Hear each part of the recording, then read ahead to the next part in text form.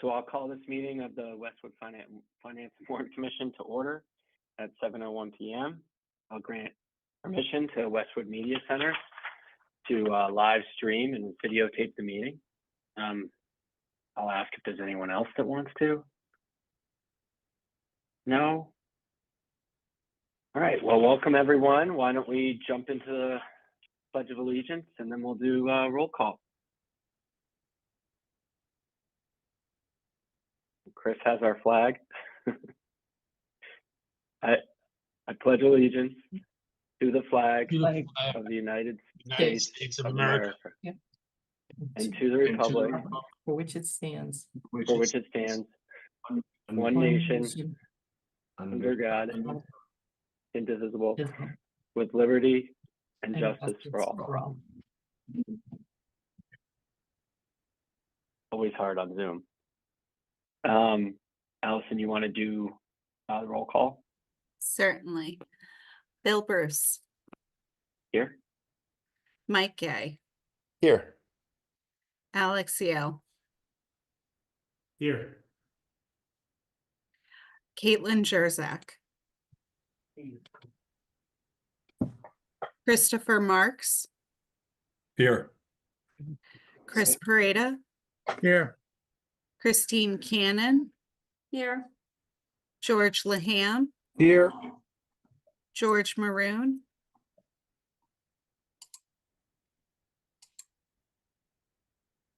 George, did you hear me? Yeah, there he is. Yep, Yep. there he is. Oh, no. John Carey. Margaret Driscoll. Here.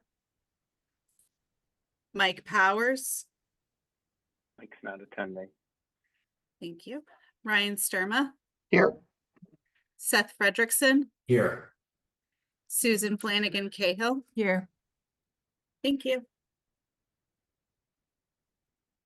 All right, everyone. So, Allison, you can start admitting the chief and the folks for FS1. I kind of give a quick what's coming up here. So first, everyone will kind of have an FS1 update from that group, and then we'll walk into the subcommittee presentations. There was some issues with one of the subcommittees and getting the information, so that education will present at our meeting in 2 weeks. They won't present tonight, but the other groups will. So I will hand it over, Chris or Molly, am I handing it to one of you? And I think the select board, Joe, has to open up your meeting.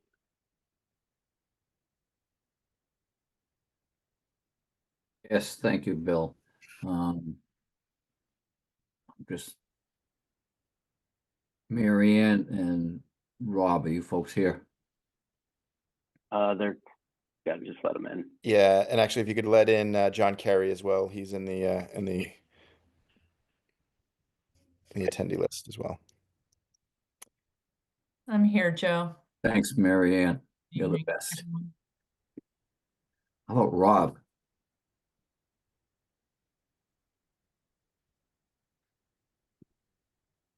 I don't see. think I see Rob. Yeah, Rob's not on quite yet. Well, we could open the meeting, the two of us, Joe. Yes. All right, Mary Ann, would be so kind to make a motion. I move that we open the select board meeting. I'll second out of necessity. Roll call, Mary Ann, Aye. Rob. Here's Rob. Hi. I vote aye as well. Motion carries. Timing's everything, Rob, and you got it. Thank you, Bill, and thank you to the other Finance Committee members with us this evening. We have Chief Lund from the Westwood Fire Department, Don Walter from Doran Whittier, Chin Lin, our OPM, hoping Chris Coleman, our Town Administrator, Molly Fitzpatrick, our Deputy Administrator, Mary Ann, as you know, and Rob, as you know, and myself. And I'm going to turn this over to Molly in just a second. We had another community forum folks on March 6th. It was different from our previous meetings because at this meeting, we let the firefighters tell their story and their concerns about it. And I thought it was very, very beneficial. And Chin, you were very helpful as well. So without further ado, I'm going to turn this over to Molly. Thank you, Mr. Chair. I'm just going to share my screen.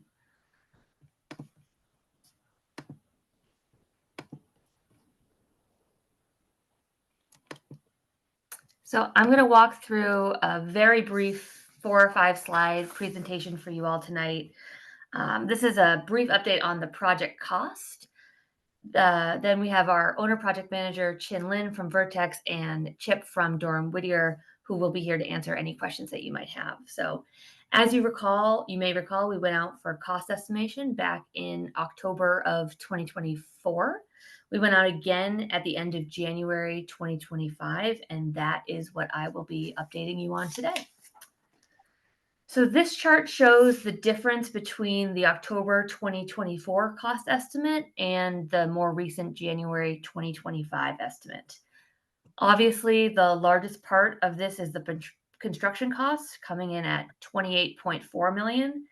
That's down from the $30.5 million that was projected back in October. And I'll talk about the reasoning for that in a moment. Temporary operations, architecture and engineering, owner's project manager, all held steady, pretty much status quo from October. There was slight movement on furniture, fixtures, and equipment, as well as miscellaneous. This is based on the technology that is needed to be put into the building and getting more concrete cost estimates on that.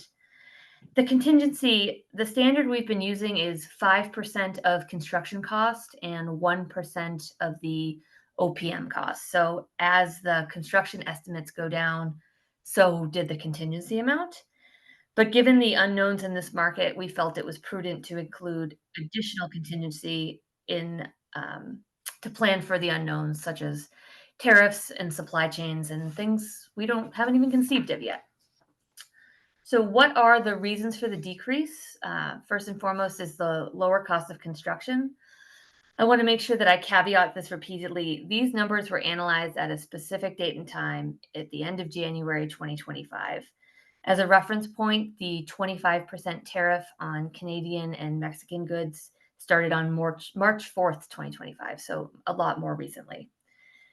This is a competitive environment. I'll let Chip speak to that a little bit later, but we have had an extraordinary amount of interest in this project through the pre-qualification process. And finally, I want to call out the discipline of the design team. Nothing new has been added to this project since the last time we went out to cost estimation, which has helped keep the cost down or decreasing. So the number is holding steady, if not slightly lower, which is good news. But again, with the caveat, it's a good number, but the number that ultimately matters is the number that we get back from the bid, which we expect to happen in mid to late April. No one has a crystal ball. No one ever knows what the next 3 months are going to bring. So we've increased that contingency budget to account for some of those unknowns. That's going to be our buffer if costs start to increase over the next 6 weeks. So we're in a really good place, but we want to make sure that we keep being realistic. And then just to keep you abreast of some upcoming dates, we're going out to bid on Friday, which I still can't believe is already here.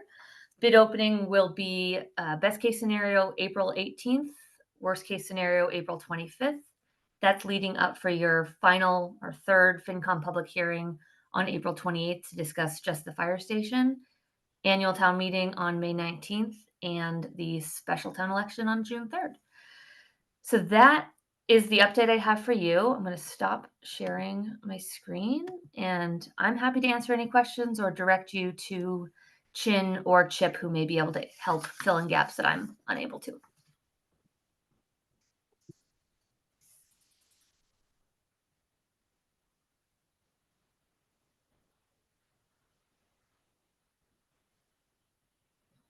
Alex, then Susan. Yeah, I just wanted to see if there's any update. I know that last time this topic came up, there was the pending legal action by some residents in an abutting neighborhood. So I just wanted to see if somebody can provide an update on that legal action and how it's impacted either what we've done to date or what will be done or what won't be done. So if somebody can provide an update, that'd be helpful. I can't provide a whole lot of an update. I can say that there is still an appeal taking place, so there's not a whole lot we can comment about it, but I can say that we are still working diligently through the process. Mr. Chair, I don't know if there's anything you wanted to add to that. No, other than we've been meeting in executive session to discuss this matter further. But no, I think we really can't comment much on it.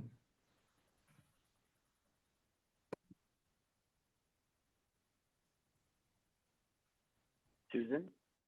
Thanks, Bill. Thanks for the update, Molly. Just a quick question. I think I may have missed the explanation for the increase in the FF&E. Chin, can you take that one?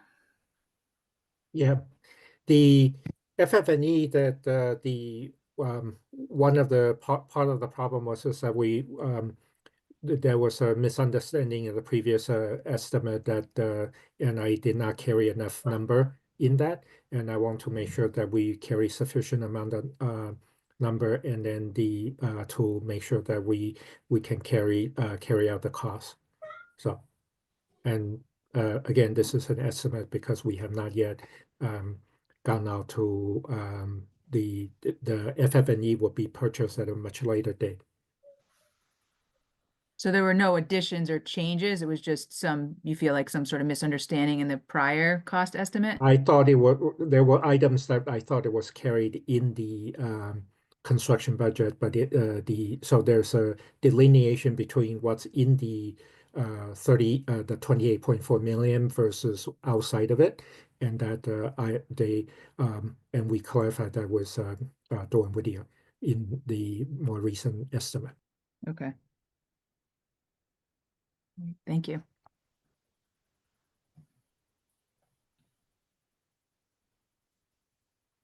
Anyone else have questions? George?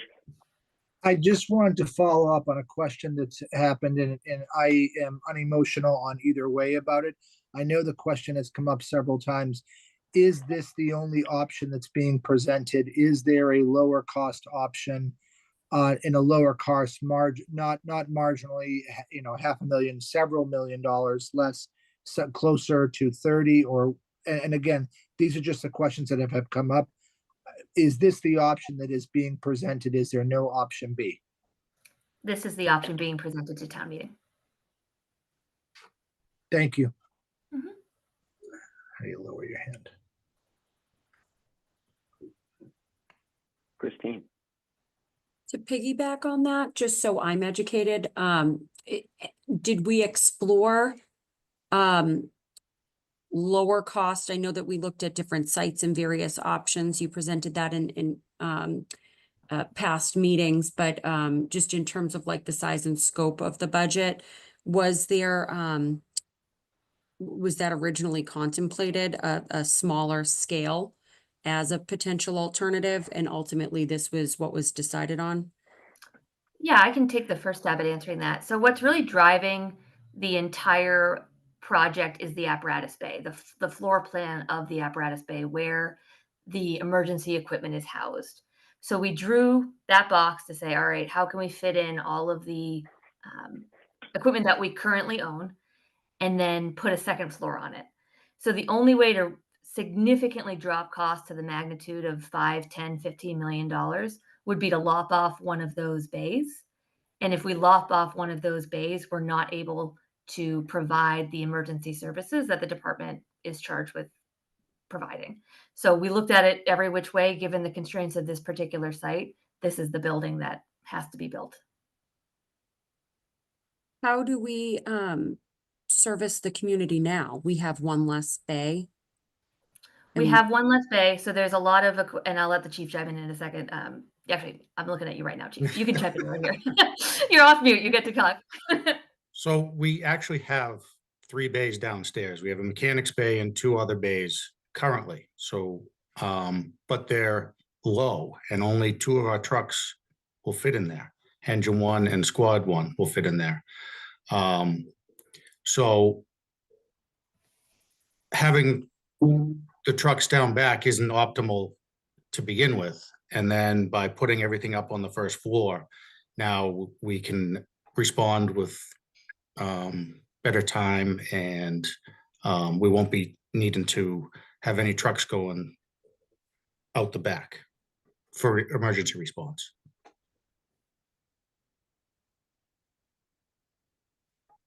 Which is part of what we're currently doing. That's part of the current response program. Yeah, so say we have a house fire and I put on a recall and we need the engine there, they would be responding out from down back. So. But the problem is that engine's 21 years old and the new engines that we get won't fit down there. So. I'd like to hop onto that if you're all set, Steve.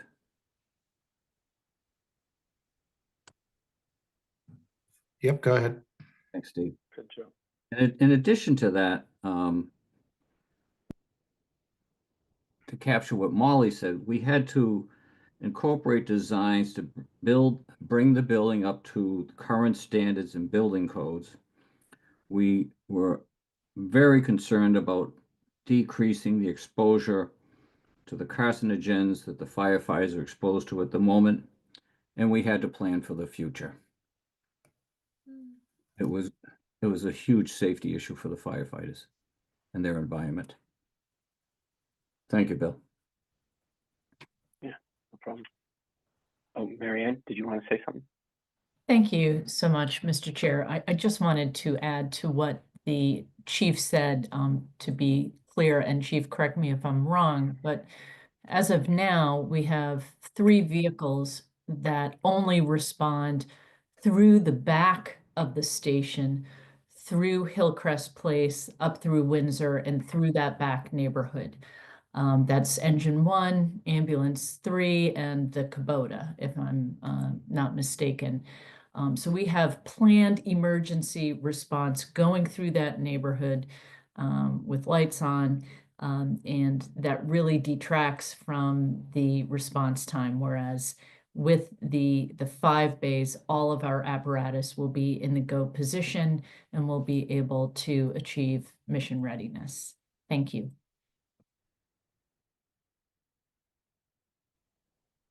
Rob? Yeah, just to sort of wrap this, just to wrap this up. We started with what are the needs of the department? We started with the subject matter experts. We asked them what are the must-haves versus the nice-to-haves. In order to optimize response time, as Chief Lund has said, we moved all of the bays to High Street in order to minimize the response time. And so all of the footprint is driven off of those bays. And the second story is optimizing that for living space. And as Joe alluded to, we are creating all of the space, as you've seen in some of the renderings. There is an area that is essentially housing all the vehicles. And you can think of that as the area that keeps the public safe. Then there is an area behind that, which is where all the gear is stored and cleaned, and it has airlocks so that the living space above is where the firefighters are kept safe.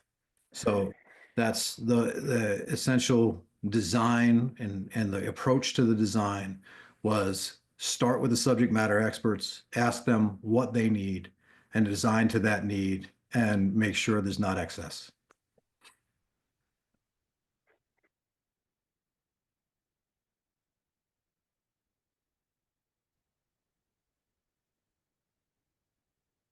Are there any other questions from the FinCom group?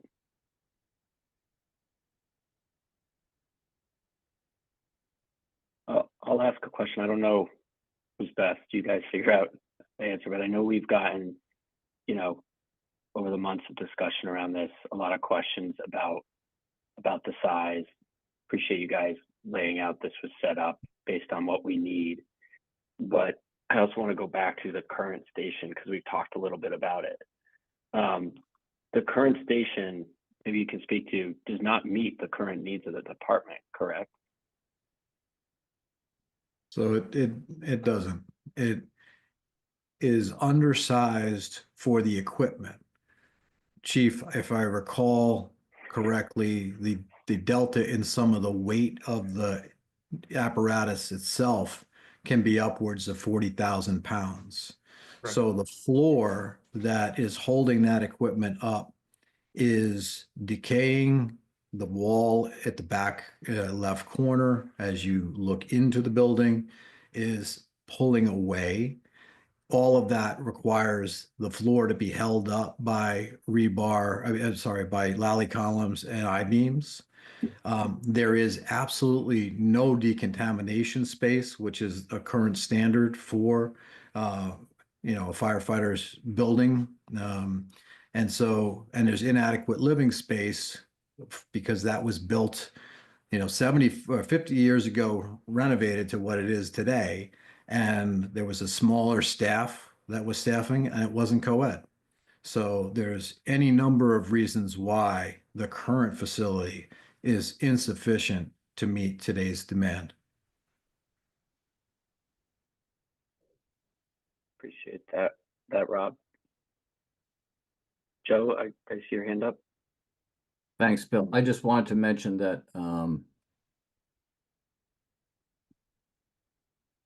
for the FinCom members, there were 3 studies that were done. This process goes back, Rob, I think shortly after you came on board, but Oh, it goes back well before that. It's a decade old, some of it, because the original public safety study was done back, I think, in 2013. you're right. Yep, there was the fire station ambulance study done in 2013. Dora Whittier did a review in 2023, and then Criterion as well. And I think if the members of the FinCom have not had a chance to look at those are on the portal, correct, Molly, under the FS1 update. And I found them very, very enlightening. I spent some time delving in that. So it's a nice stroll through history, and it's very objective, and it was very well done. So I think that might be helpful to the members of the FinCom. Thank you, Joe. Rob? If I may, just to suggest, if you haven't had the opportunity, the last public information session we had was really led by Chief Lund, Assistant Chief McCarthy, and Anthony Burke. And they talked at length about the conditions and the type of response and what it is to live in that current facility, and all of the work that they do to keep the residents of Westwood safe. And it was a really interactive session. I thought the fire department team did an outstanding job in the presentation, and I just think it's something that everybody should watch, and I would encourage every member of FinCom to watch it. Thank you. Any other questions? Marianne? I just want to add one more thing. And again, I urge everyone to watch the forum.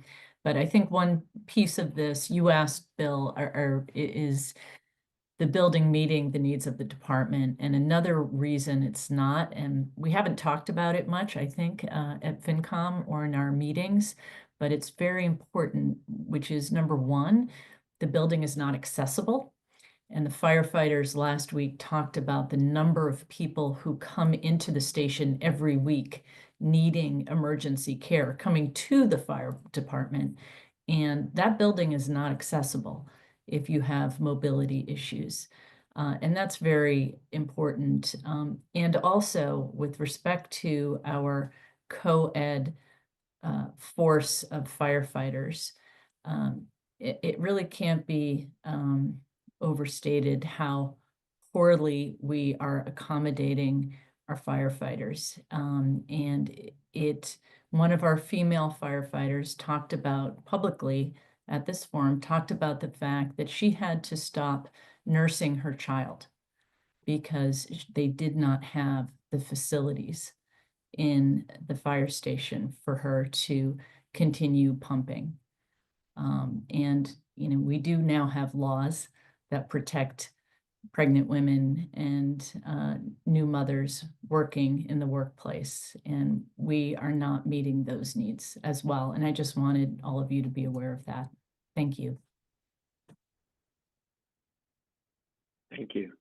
Christine? And I was just gonna ask, are there 14 staff members now? I know that at one point, when the building was originally designed, again, from a previous presentation, the building had been like designed for a staff of like, 4, and now it's grown to 14. Is that, what are the stats for that? There are 8 firefighters maximum on staff, and then there will be 5 administrative staff in this building. Then there's additional 3 firefighters stationed at Station 2.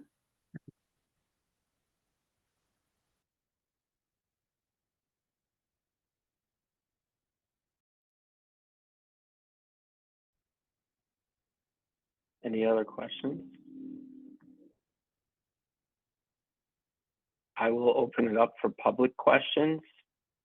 So in the chat, please put your name and address and your question. Mr. Chair, you may want to direct people to the Q&A and not, they may get confused with the chat button. Oh, I'm sorry. You're right. The Q&A button.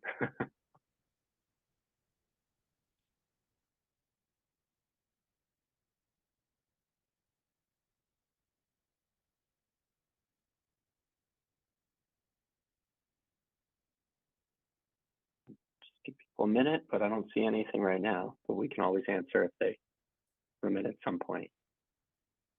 Anything else from the group before we close out this discussion? I know the board will have to close their meeting, but I would just say that we have a robust project page. It's the first thing that you see if you open up the town website. It links to every meeting we've ever presented at with video and slides. So almost everything can be found there. And my contact information is also on that site if anyone has any specific questions. Molly, I just want to thank you Thank for the you, Molly. presentation and for the good news. A lower cost is definitely well received. Obviously, the numbers that matter are the opening bids, but thank you to everybody. Chief Lund, you had.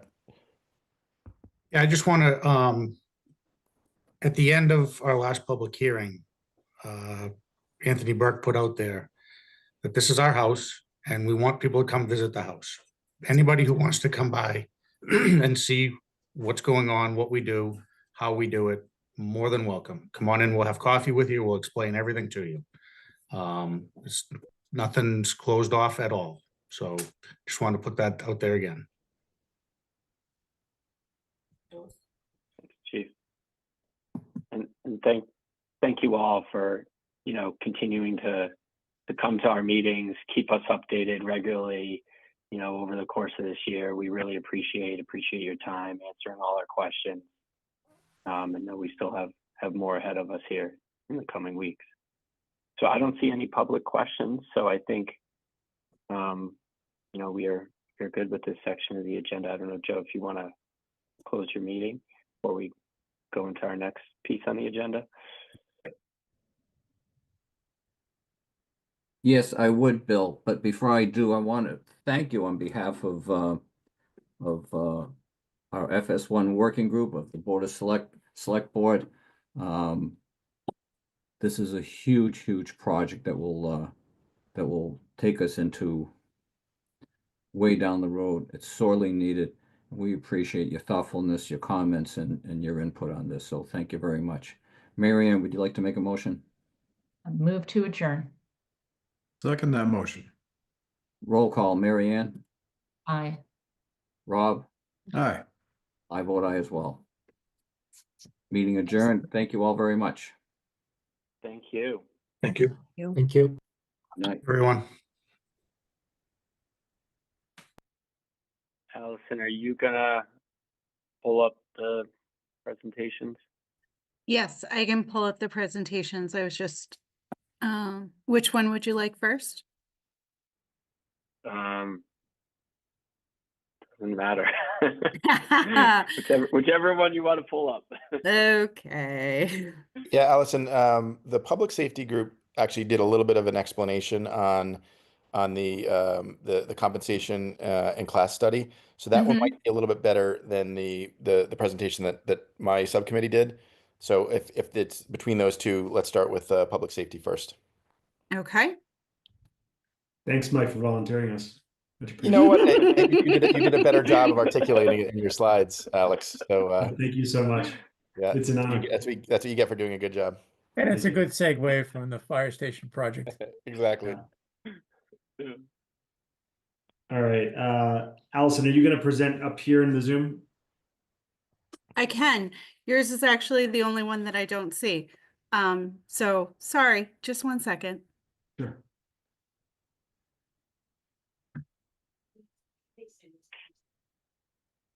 Got it. Okay. Here, here.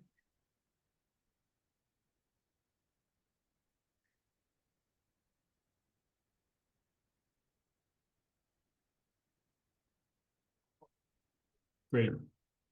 All right, Bill, Mike, can I just jump into it, or did you guys want to preface it all? No, you can jump Okay. right into it. All right, great. So I was the chair of the Public Safety Subcommittee looking at the FY26 budgets that were provided to us. Also on the committee were Chris Pareda and John Carey. We met with all three heads of departments, so Chief Lund, Chief Silva, and Todd Corchin on DPW, along with oftentimes at least one, if not a couple of their leadership folks. And in anticipation of the meeting, we had gone through the budget books, the submissions, both the qualitative and the quantitative data that accompanied the budgets for FY26.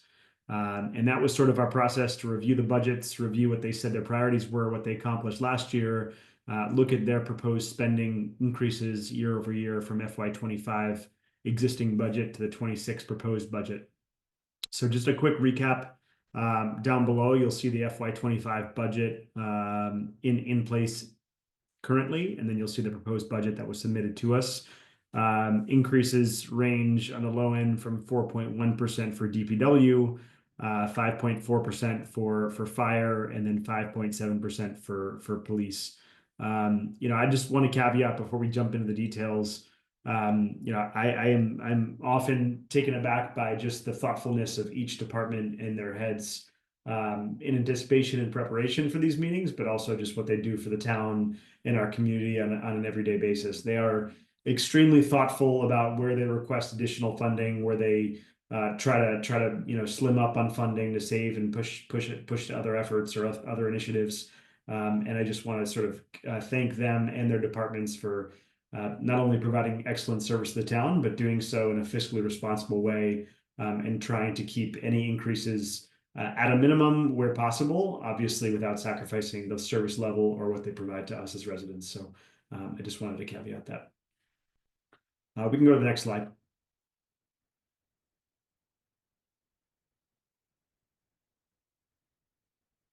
Allison, can you hit the next slide? I'm still here. Sorry. Hang on. It's okay.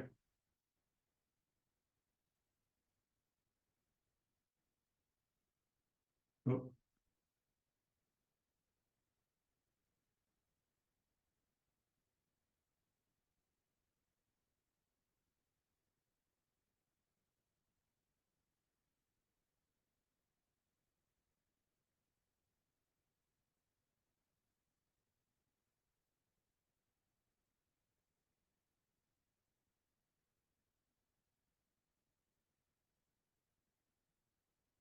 Okay, so we went department by department. So starting with the police department, total budget just under 6 million, year-over-year increase 5.7%. Really the primary driver across all three of these departmental increases year over year is driven by salary increases. What Mike so kindly alluded to was there was a recent class and comp study conducted by the town in 2024, which reviewed, it's in my last slide, so I can't see it here, but I think, was it 131 positions, Mike? Is that right?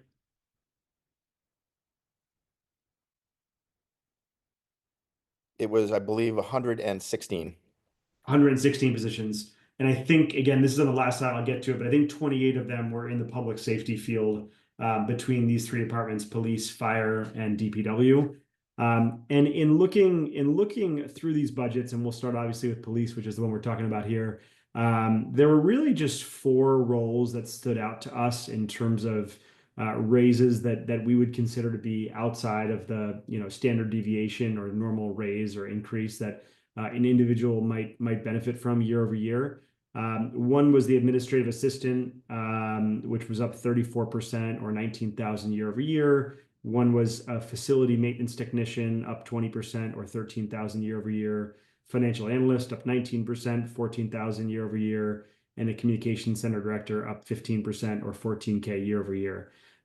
It's important to note that the administrative assistant was a role that was in scope was significantly expanded.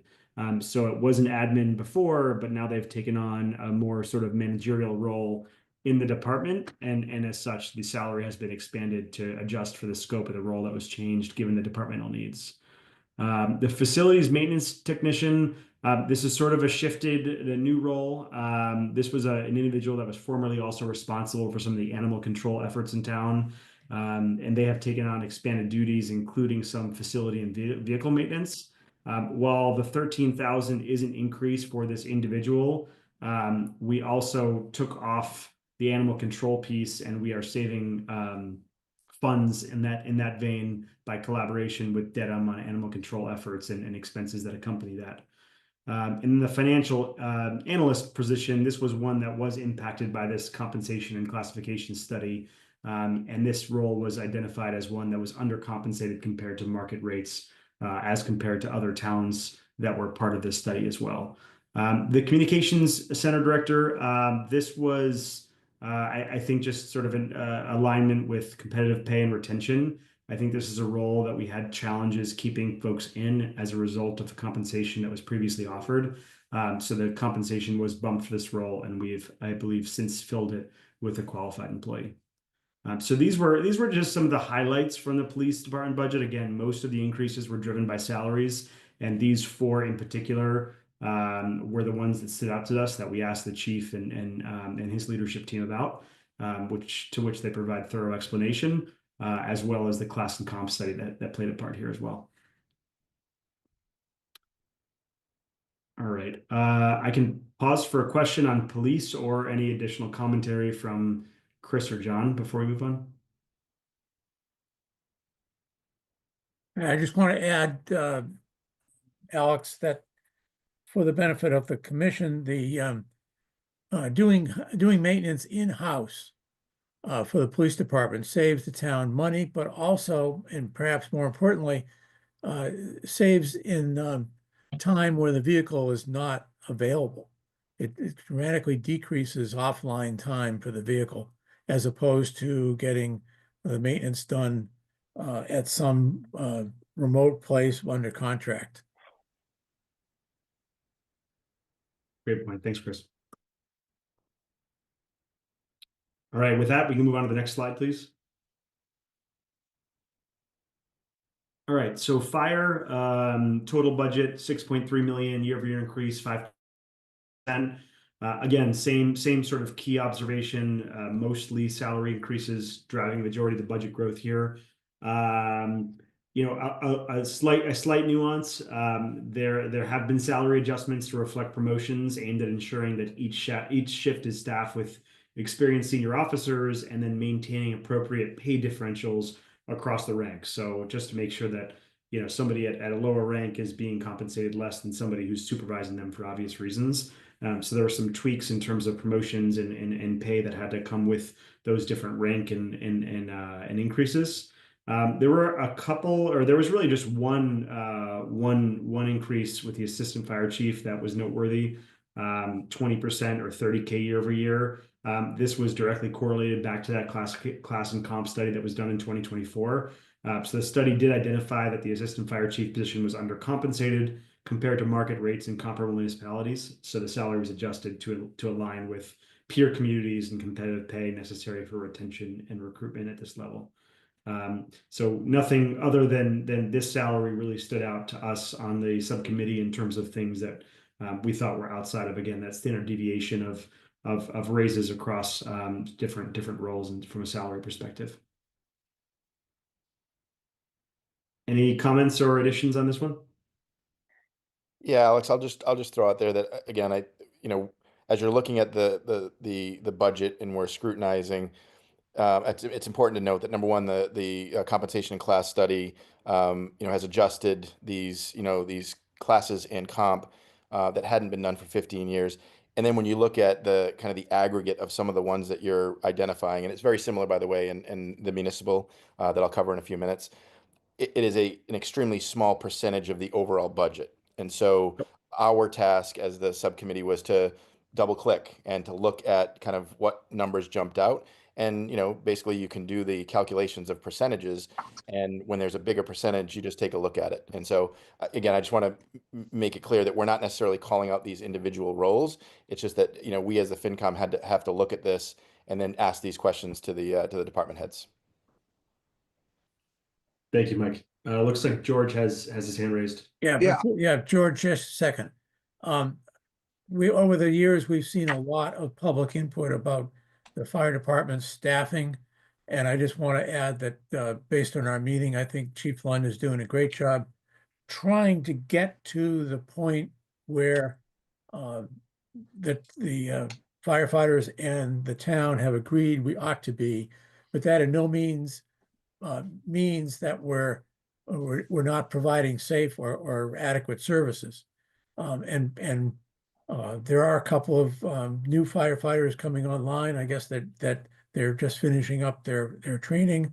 But the new fire station, if built, will go a long way toward attracting additional entry-level firefighters to our town, which will get us up to the agreed upon staffing level. I talk now, Chris? Yeah, George, go ahead. Oh yeah, I was waiting. I'm sorry. I think it's important for the newer members of the FinCom to understand, well, Alex is doing a good job going over this, and he's talking about the increases and the percentage points. This is all already baked in to the approved or the to be approved budget that will be presented at the town meeting. These increases are already baked into that presentation that Stephanie did earlier on the year. So I had received a question from a member of the FinCom, and I want to kind of answer that by in this format. So all the budgets that are being presented are already baked in to the overall budget. And it was just a point of clarification. Thank you, George. Thank you, George. Christine? Christine? This may not be the appropriate form, but do we know how many additional staff members they're looking to expand? It sounds like we're understaffed.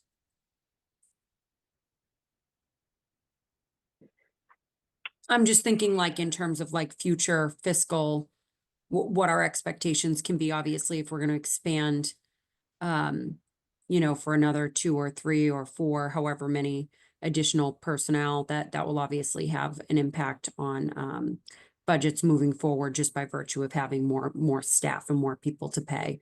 So just wanted to. So Christine, are you asking about fire department personnel in terms of their longer term view of growth needs and additional personnel? Right. It sounded like maybe Chris had mentioned that there is additional staffing needs. So for future budgets, just to have in mind. Yeah, I think it's I'll just speak from our meeting a couple of weeks ago with Chief Lund and the assistant chief. There's a fine line because if folks are calling out or there's sickness or there's a maternity leave or any other sort of event that takes people out of position, we end up relying heavily on overtime, and we've seen overtime issues in the past. So I think it's a fine line where you don't want to overstaff to the point where you have recurring salary obligations as well as expensive benefit packages and things like that. But if you understaff and you end up having a series of folks that are out because there's a flu going around, or like I said, a leave or an injury leave, things like that, then you end up relying really heavily on overtime to fill those gaps. So, I just note that it sounds like, the chief and his team are really trying to walk that careful line. And we had a pretty significant overtime override. Well, I won't say override, but budget overage last year that we definitely are going to be avoiding this year. And the goal is to continue avoiding that in future years. Something we talked about, which is always a hot button issue, is, how much, to what extent does overtime become just part of the operating budget, as opposed to something that we just patch the boat or plug the hole in every year. And I think it's there's no perfect science to it. It's a little bit of an art, but I think we should look historically at what we've spent on overtime and take at least whatever seems to reoccur every year and put that into the operating budget, so that we don't, end up borrowing and stealing at the end of the year to try to fill that hole. Yeah, Christine, I just want to add before Susan goes. So there has been a lot of discussion at the different meetings, select board, and then even before FinCom, the desire to add 2 additional firefighters to bring the staffing level up to 11 for all shifts. With that said, the budget that we have before us does not add those 2 firefighters. And we're looking at the current budget, and as Alex and Chris have alluded, the chief has confirmed that doesn't mean that there's a lower, it's creating an unsafe environment. But the current budget that we have, does not add those 2 additional firefighters. We did add 2 firefighters last year. So the budget that we're currently in has the 2 firefighters that were added, but not the additional 2. And those, Mike, those 2 that we added last year are just now coming online. Yeah, one was in seat, and then the second one is hopefully coming online shortly. Yep, correct, Chris. Excellent. Thanks for the clarity, guys. Excellent presentation so far.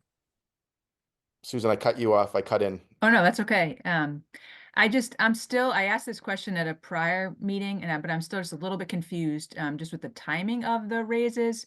My understanding is that based on the comp study, these raises took effect in January of this year. Is that right? And if That's so, correct.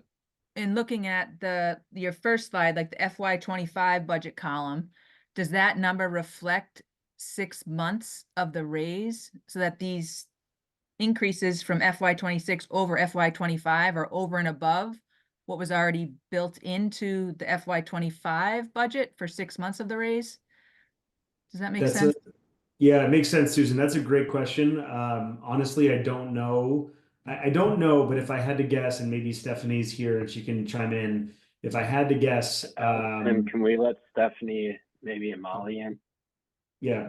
By the way, the answer is no. They do not include the increases, but I will let the Stephanie reiterate that. So the FY25 budget numbers on that chart. So looking at like the police, Correct. 5,459,000, that doesn't include any raises? None of the raises that came January? through from the class and comp study, I don't believe, because these budgets were set and put in place for the beginning of the fiscal year 25. And these changes came about halfway through roughly fiscal year 25. So I'm guessing that we took money that remained or was excess from other pieces of the budget to pay those additional salaries within those departments. But if Stephanie's coming on, she can certainly. Actually, Molly can get promoted. And I know I asked this question before, but I'm still just confused by it, so.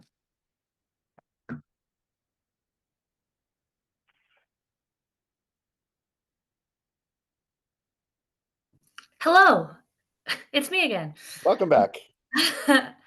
So the FY25 budget number is what was budgeted for FY25. That does not reflect any of the changes that were made effective January 1st.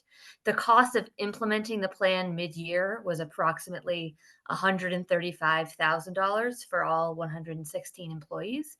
The select board had said at their November meeting that they would use a select board reserve fund transfer to cover the balance for FY25.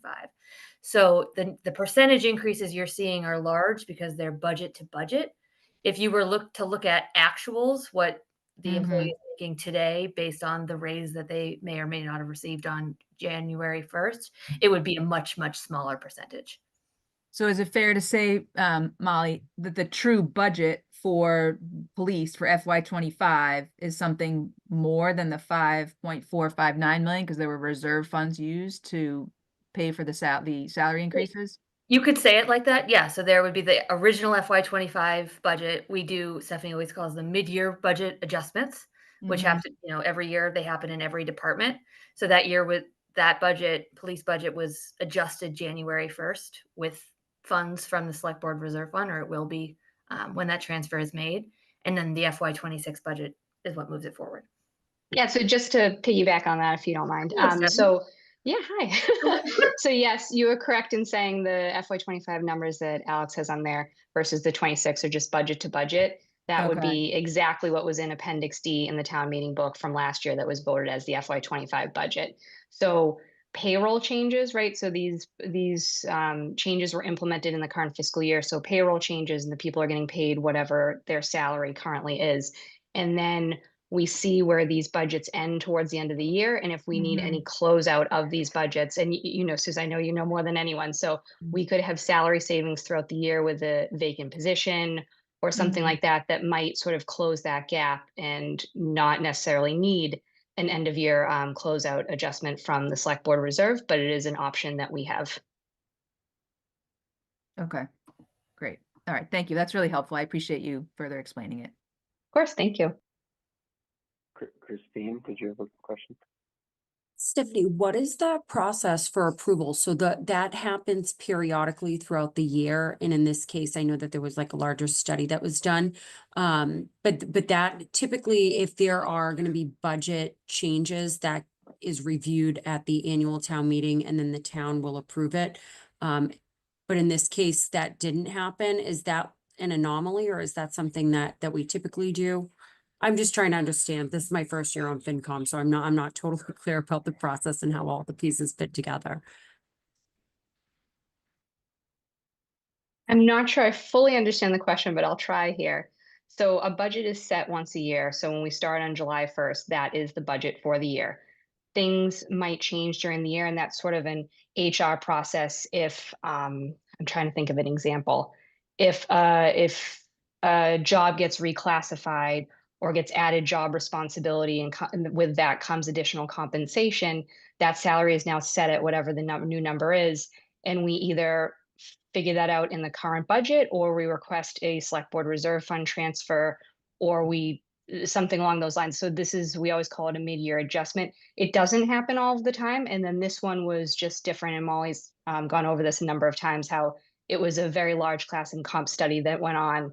This is different than, just those one-offs throughout the year. Did that answer your question? Yeah, and the process for that is essentially that if there are these sort of larger scale changes that take place, that is something that goes through the select board for those one-off. And then moving forward, we as a town look at the budget overall, which would include salary increases and other budget changes. And that's what we look at. I would say for the most part, they go through HR and the personnel board. So for the purpose of a reclassification, if a position had additional duties assigned to it, we would bring that to the personnel board with a new job description for them to review. Another example of a mid-year adjustment would be staff turnover, right? So the assistant chief is a great example. I just am looking at that because it's on our screen. We had a different assistant chief when the FY25 budget was being drafted. And so the new assistant chief came in at a higher rate.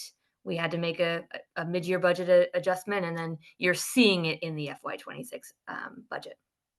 The opposite also is true sometimes. Someone who's been here for 30 plus years retires and leaves, someone else gets hired mid-year through the year, and their salary is much lower than the outgoing person. So it works the other way as well. Thank you. All right, with that, we'll move on to the next slide, please. So Public Works, obviously, just as a reminder, DPW is responsible for maintaining our infrastructure, roads, fields, buildings, cemeteries, public spaces, all waste disposal and recycling. This year's budget is 5.3 million, or proposed budget 5.3 million, 4.1% increase. There was really just one observation we took away, which was one role seeing a 22% year-over-year increase. This was something that was pulled from the comp and class study, as referenced several times. And this is already a salary that's gone into effect as of January 1st. So again, the study found that this particular facilities director position was significantly undercompensated compared to market rates in other municipalities. So that's it for Public Works. And then just one quick summary slide, if you can go to the last slide, please.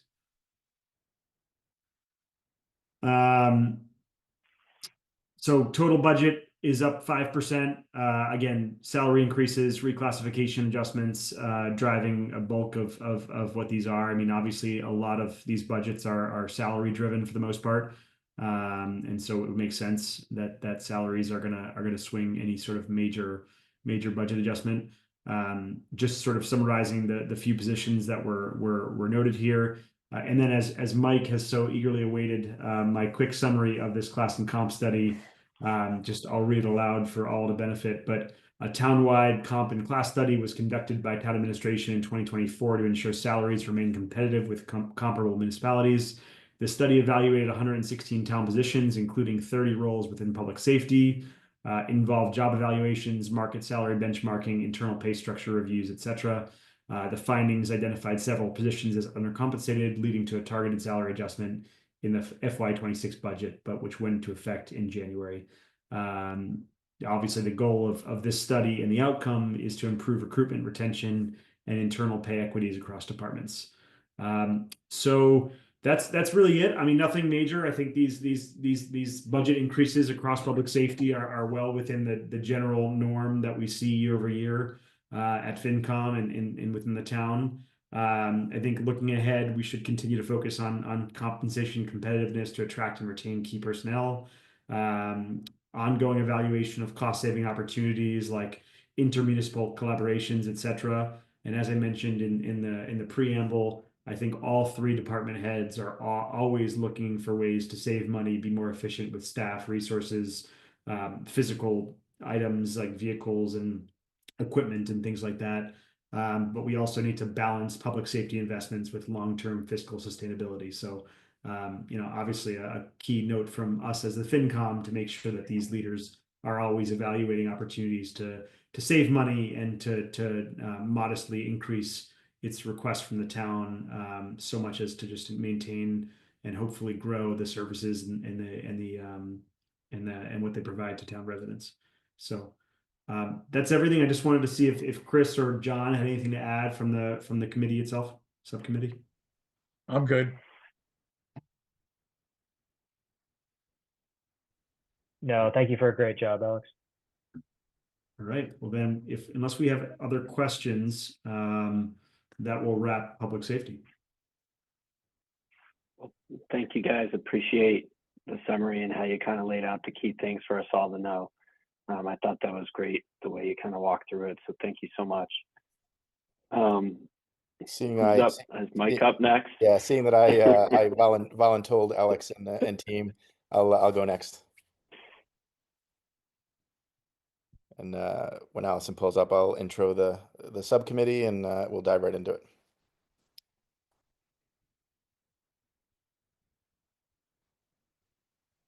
And Allison, I assume you're working that. You want me to share, or are you going to share? Yes, I am. Sorry. Okay.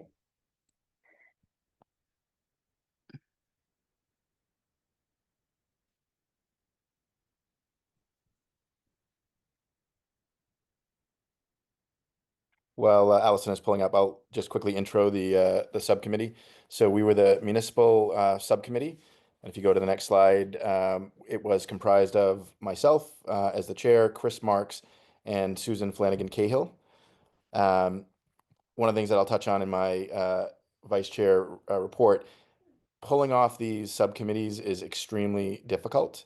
And we found this to be the case around identifying meetings that worked, doing it in a timely manner so that we could post the meetings, it was a very difficult, and I'm sure the other subcommittees had similar challenges, because even getting together to review slides, getting together to have a pre-meeting before meeting with the department heads, in order to not violate open meeting law, we would have to post those. So we found it extremely challenging, but we were able to pull it off. The process, the subcommittee reviews the budget book. So there's, the municipal budget book, there's the overall town budget book, and then there's a school budget book. So we focused on the municipal, the details in the municipal budget book and the overall town budget. We then deliver questions through Allison to be delivered to the department heads. In this case, that was Stephanie, Molly Fitzpatrick, Chris Coleman, and Laura Bakari. They then come to the meeting, and we discuss those questions. We actually made that meeting open to the public through the posting, and we did have a couple of the Westwood citizens join the meeting, and we opened it up for questions, even though that wasn't on my agenda. Which, should we do this format in the future, we will add public participation to the agenda. But that's kind of the flow of the way these meetings, unfold. Due to the challenges in schedules, we weren't able to post a meeting of us putting the slides together. So I took that honor, and then the subcommittee is seeing these slides for the first time tonight, or when they reviewed them earlier today. So if you go to the next slide, we'll just dive into the high-level observations. Mike, can I? Go ahead, George. Did you just say, when we're working and putting the slides together, we have to publish? That has to be a open meeting? It absolutely does. So again, this is challenging, where the subcommittees, when they're getting together and meeting, if it's more than one, it has to, and you're doing the business of the FinCom, you have to post that meeting. It's really challenging. George, I want to put a pin on that one. We'll circle Okay, back. yeah, I just wanted to make sure I heard you. I Yeah, didn't. no, you heard me perfectly clear. Wow. Okay, sorry. Yep. So high-level findings and observations. Of the 194 full-time and 37 part-time staff across all of the municipal budget, there were 116, as Alex and team have already pointed out, that were subject to the classification and compensation study adjustments that were put into place on January 1st. 87 of those positions fell into the groups that we were considering on the municipal subcommittee. And of the 116, most were, fairly modest, immaterial increases. Not saying that they were less than or the same that they would have been if the compensation study hadn't been done, but they weren't significantly out of line with the market. However, there were a couple of handfuls of individuals that fell across both public safety and the municipal side that did fall into that category, that they had not received the fair compensation for 15 years. So that was the last time that the study had been done. What the town didn't do is go back and give all of those individuals who we identified this large gap, they didn't give them back pay. They didn't say, hey, you know what, we've been underpaying you for a number of years. Let's go give you additional money. However, they did make adjustments to come in line. So I think it's really important to understand that everybody would love a big raise. I would put my hand up as well. But again, the town, was effectively getting a great deal for a number of years, and now they're making it right. So I wanted to point that out. While the salaries increased, and I'll touch on the kind of the high level, year over year, budgets were somewhat impacted in the fact that there was a reduction in expenses by $66,594. Now, it's much larger than that when you look across the town. This is specific to the municipal, the municipal departments that we looked at. One thing I wanted to point out when we had our meeting with Molly and Chris and Stephanie and Laura, I did ask the question around the FinCom printing the books, the warrant articles, and all of our findings. Now, there's a lot of value to that, and it's sent out to those people in town that really consume that, and they bring it to town meeting. However, in the digital world that we live in, I know that book finds its way into the circular filing bin in a lot of homes. And so, looking at this and figuring out, is there a way that we could potentially cut costs, similar to the Westwood Word that is sent to all homes, and the decision that was made to not continue that with this current budget. I threw that out there, and we just had a brief discussion when we were together. That is a bylaw change if we were to adopt any change to the current process. The good news is the bylaw review committee is going to be gathering, and it's something that we can take up over the next year or two to figure out if there are some changes that could save a pretty material amount in the FinCom budget, that is north of $50,000. So again, I'm just throwing that out there as a discussion that we had. No decisions are made. We have to look at it. There are a lot of people that rely on that for information that they bring to town meeting. But I know, myself included, I really like the digital format. I don't love having the wasted printing effort. So more to come on that. You can go to the next slide.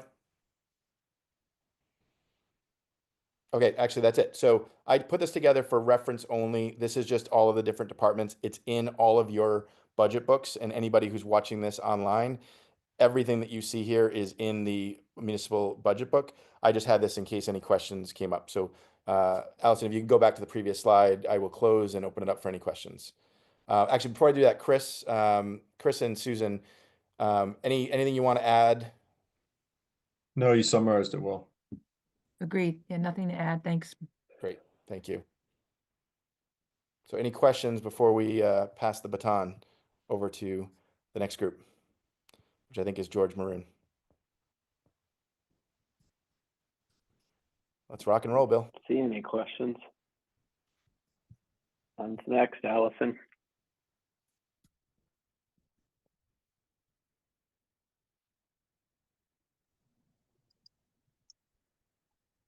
Okay, while Allison pulls up the deck, I can give a quick intro to the subcommittee. So we looked at the Department of Community and Economic Development. The subcommittee consisted of myself, Margaret Driscoll, and Mike Powers. And the scope of the subcommittee's review was consisting of 6 divisions within the DCED: the Conservation Division, the Planning and Housing Division, the Zoning and Licensing Division, Community Economic Development Division, the Building Division, and the Health Division. So Allison, if you could just forward to slide 3, please. Next one. Thank you. So on this page, you can see the budgets going back from fiscal year 23 all the way to the proposed fiscal 26. Fiscal year 26 proposed budget is about $1.4 million. And the year-over-year change is $63,000 increase, which represents about 4.65% relative to fiscal year 25. On the next page, we have some observations that we made from that budget. So Allison, if you could kindly forward one more slide, please. Okay, so $1.4 million represents about 5.4% of the town's municipal budget. So it's a very small portion of the budget. But we did do some due diligence, and the increase is 4.6%, which is lower than the 4.9% increase of the overall municipal budget. So very well within reason. And I think what's notable about this budget is 96% of it is salaries. So there's very little expense, as a result of outsourcing or materials or supplies or anything like that. It's mostly salaries.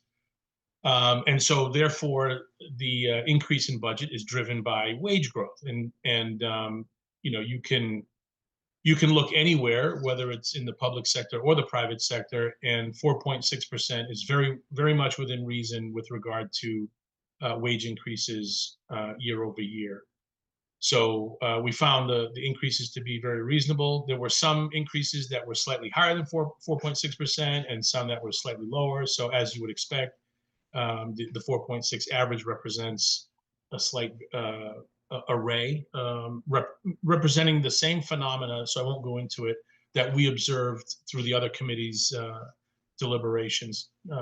You know, certain salaries that were reviewed for you know, through comp studies and so forth.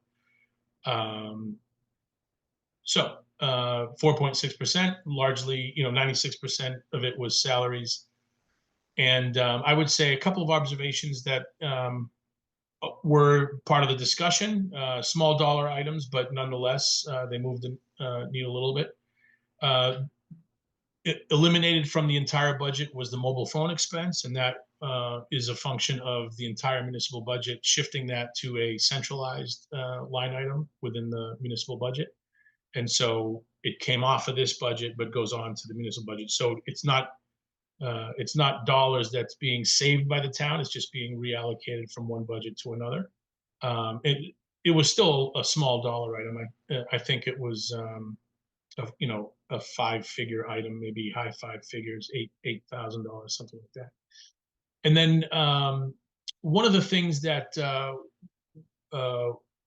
we were informed about with regard to not fiscal year 26, but fiscal year 27 and beyond, just as a matter of forward-looking discussion, they identified that training budgets were something that we're going to need to increase in the future for increased training, but that's, again, not in fiscal year 26. That's going to be something that's forward-looking beyond that. And also, advertising expenses may also increase in future periods. And that's as a function of disclosure requirements. So that's not something that's discretionary to the department, but rather a legal requirement. So something that the town can expect. Again, low dollar item. I think this was a low 5-figure item. So not you know, worth too big of a discussion, because it's a small dollar item, but nonetheless, it was disclosed by the department head, and so therefore it's our responsibility to report it. There were no significant outlier items being identified, so that was, you know, that, you know, resulted in a relatively short meeting. And lastly, I'll say just my objective opinion, and I think I'm speaking on behalf of both Mike and Margaret. The town is fortunate to have Nora Loughnane leading this division. Her knowledge is deep and very detail-oriented. This is a well-managed budget with extreme attention to detail, and it's a very professional division. All the heads of the divisions displayed their enthusiasm and knowledge and expertise for their respective areas. So we felt very comfortable that the budget was very well managed and within reason. So I'll conclude there and see if there are any questions or comments.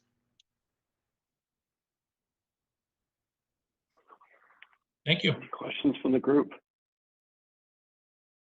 See none. Nice work.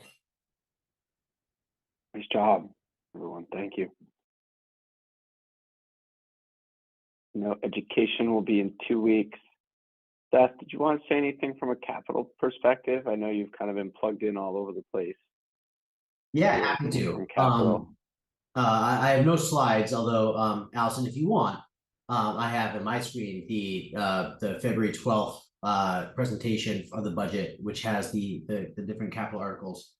And just for reference, besides some conversation, a lot of the information is fairly well documented in the 5-year capital plan that was published. So I think as you go out beyond the fiscal year 2026, the details get fuzzy, but for fiscal year 2026, it's a good explanation for a lot of these things that are in here. So I'll just, some of the numbers have changed. In fact, I think have gone down in all of these capital articles, but kudos and just a shout out to reference that material for anyone looking for information. But yeah, so hoping Allison was able to pull that up because that would have made it a little bit Yeah, easier. I think that might be challenging, Allison. That's fine. Yeah. Oh, there we go. Oh, see, I knew it. I had faith. Thank you, Allison. Yeah, I'm looking at page 24 if you want to look up that. Thanks. So I'm not going to touch on every line item, but I wanted to call out some of the things that I think are important to call out. For the most part, for the proposed municipal capital, everything being funded here through free cash, this is a lot of the typical year-over-year maintenance that we're going to see. For example, the DPW has 2 dump trucks. Both of those, I think, were modeled 2008, and they have a program where they try to replace these every 10 to 12 years. The tree chipper model, was from 2013, and they've deemed it unsafe and too costly to have to maintain year over year. So part of a lot of this municipal capital article is becomes some of that sort of recurring budget spend for regular maintenance. I'll call out, the library. I think is a newer item. They may have missed it in past years, but for end user technology. But they're trying to make sure that they're replacing some of their IT equipment that's being used for the town. I thought of note for some of the fire requests here, like the turnout gear replacement. There's that equipment has been deemed to have PFAS, those forever chemicals that are known to cause cancer, and there was a mandate to try to move away from that, and so that's what part of that is replacing that gear for their safety. So nothing, I guess, specific to call out here. The one thing I wanted to call out on this one is the police, fire, EMS radio infrastructure, the 95K there. This isn't a one-time thing. This is a 5 to 6 year, the best that we can see, like continued investment in that infrastructure. So that's, I guess, it's not really clear to be transparent for the information I have, how much of this is the benefit. The reason that they're doing this is because the radio infrastructure we have isn't meant to cover, or wasn't built for covering, say, University Station and now the newly developed areas of Westwood. And so this is a continued plan to now upgrade the infrastructure. So that's part of that, and they're budgeting that for a year-over-year investment. It's just, there's not, I'll call out, there's not a clear delineation of like, what exactly are we going to gain in 2026 versus 2027 from a capabilities standpoint. But this is their request to make sure that they're continuing to upgrade that infrastructure. So I'll pause for questions or anything that folks want to dig into on the municipal capital article. Okay. The next page, and again, this is all part of the February 12th presentation, and most of the information is from the 5-year capital plan, so just shouting all that out for the public information. For the proposed schools article, again, this is all the 1.14 million is funded via free cash. There's a lot of this is the same thing for the typical year-over-year maintenance and support. Like the HVAC and controls, they've done some studies, and essentially there's a continued process to upgrade some of the HVAC that is nearing or at end of life for the high school. There is the continued budget for building improvements and roofing from preventative maintenance. Here's what we need to do to prevent larger scale issues. And there's a couple of other capital budgets for the school on other pages, which we'll talk to, but everything here, including the furniture, I think the furniture, I forget what they budgeted for, but essentially they budgeted for like a 30-year plan, 30-year life cycle for the furniture. And there's just an annual budget where that they're setting aside to replace the old outdated furniture that needs to be upgraded. I think that budget was going to be increased a little bit with the now expectation for Pine Hill, but some of this is just continued maintenance. So again, I'll pause if there's any questions or things that folks want to dig into. I have the budget book in front of me.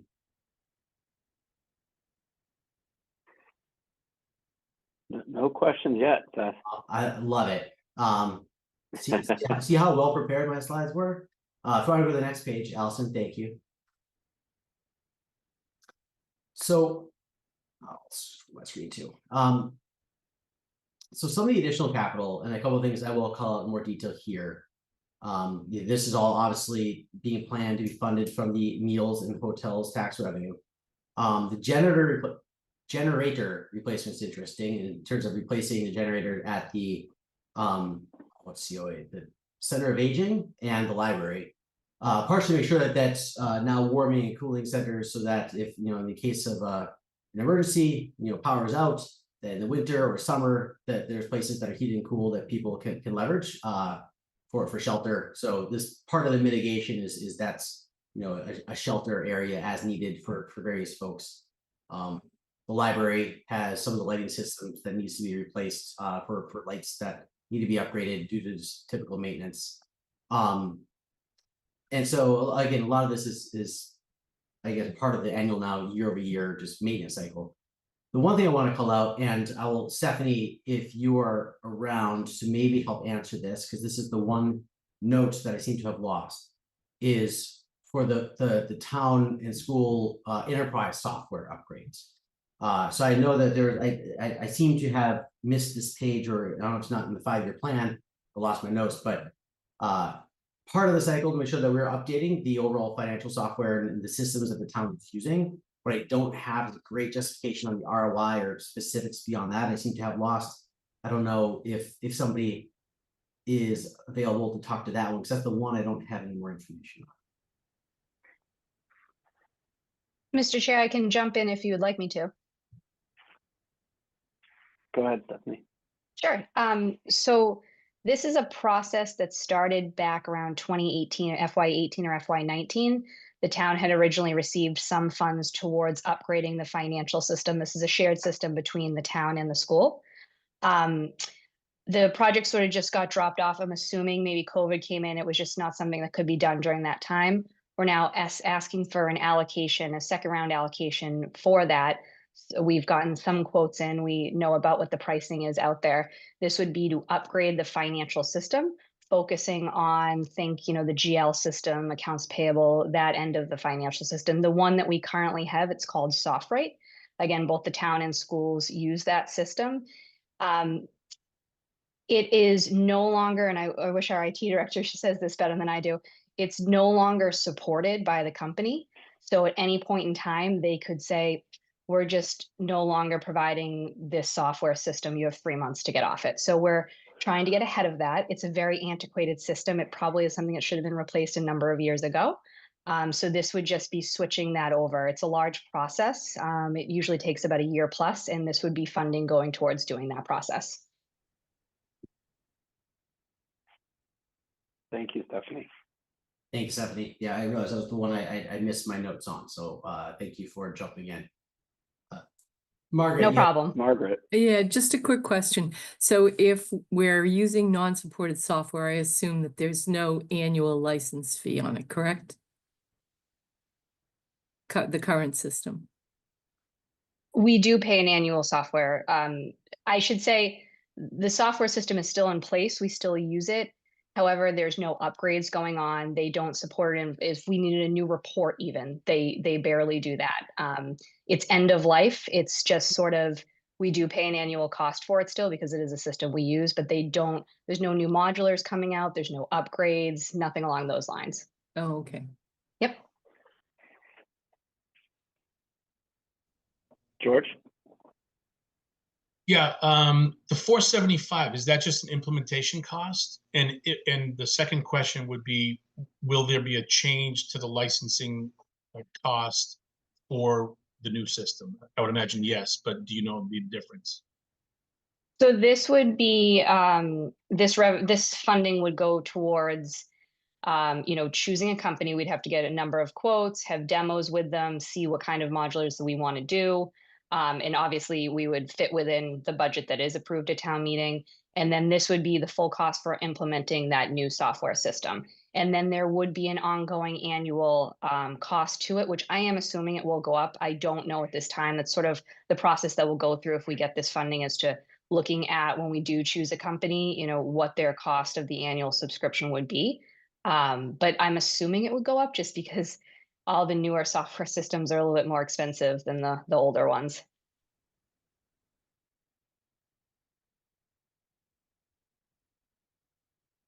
Thanks, Stephanie. Any other questions from the group?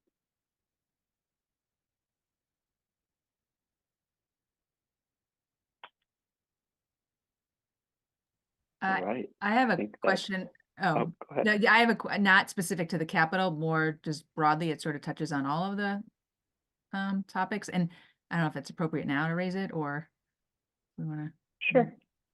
And I also, just being new to the FinCom, I don't know if this is appropriate for now or for when we discuss, when we do have the public hearing, but just want to, just on the salary increases, I've lived in town for a while now, and I think we are so lucky in Westwood to have,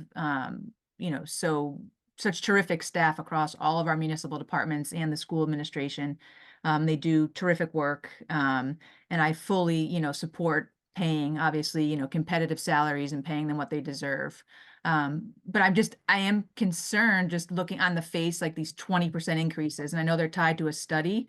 But I guess I'm just concerned, given the economic climate and given that we have been able to attract and retain such talented staff, that we were paying so much below market.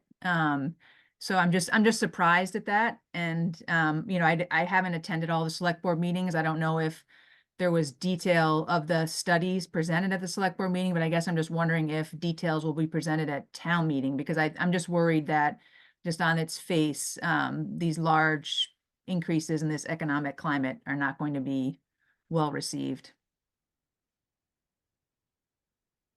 Yeah, Bill, if you want, I can Molly, are you- address it, or then Molly and or Stephanie can Yeah. jump in.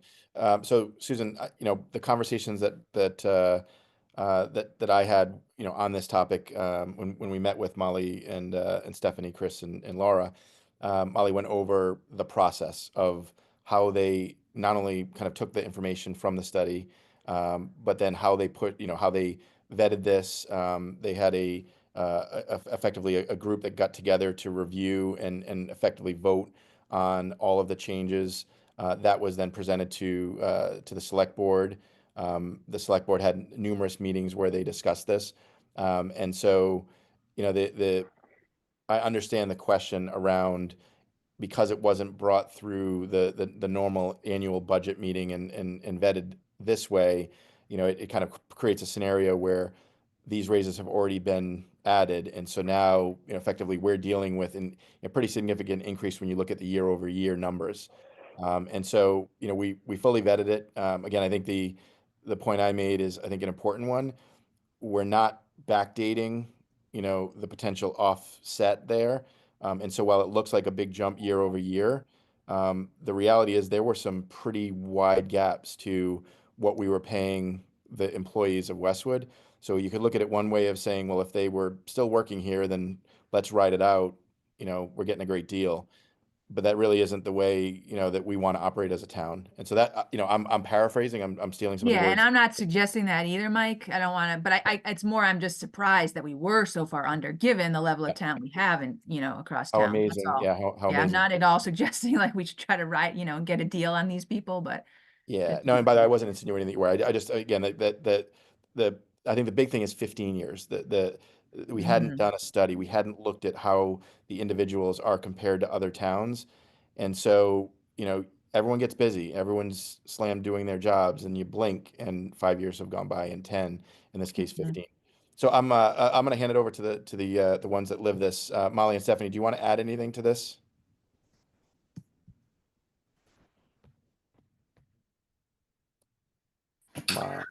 I would just say that we have discussed it at a number of different select board meetings. I'm not super prepared to talk about it right now, but I would be happy to at any time. Give me a call, and I'd happily walk through the presentation that I gave Mike and the municipal administration subgroup when I met with them. Yeah, and by the way, I apologize, I wasn't able to attend that. So yeah, Susan, they're not going to present that at town meeting. Just to be really clear, that is not a presentation that is planned for town meeting, getting into the class and compensation study. okay. Margaret, I saw you had a hand up, but then you took it down. Yeah, I thought Susan's question was more around framing it to make it more palatable, and percentage-wise, given the number of jobs looked at, there may be a few that have very strikingly high increases, but on the overall number, it's a relatively small percentage, and I think people need to see that, especially after 15 years to only have a couple of outliers is not bad. Mm-hmm. But you're right, this financial climate's not a good one for presenting any increases.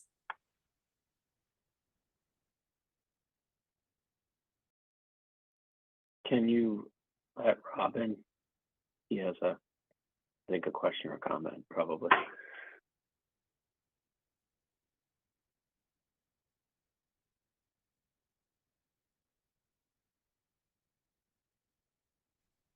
Thank you. I think the only other thing that I would add to what Molly and Stephanie said is that all of these folks, or the vast majority, are non-represented, right? So where collective bargaining agreements have built into their cycle every 3 years, sort of an evaluation of the market conditions, these folks as non-union don't have that benefit. So that's why that 15-year period sort of elapsed and why they were so far behind. So just to address that specific thing with respect to this number of employees. Thank you. Any other questions on the subcommittee presentations? I'll just call out one more thing because I want to touch it. And Allison, you have to pull it up, but just the other big one, I think on the capital budget for the for other proposed additional capital, there's a few items around the town hall. So in total, there's 920K asked again to be funded via free cash. 2 of them for the town hall for roof maintenance, for typical, again, to make sure that we're doing preventative maintenance for our buildings. But the other one, which I think is interesting, is the renovation, reconfiguration of the basement at town hall.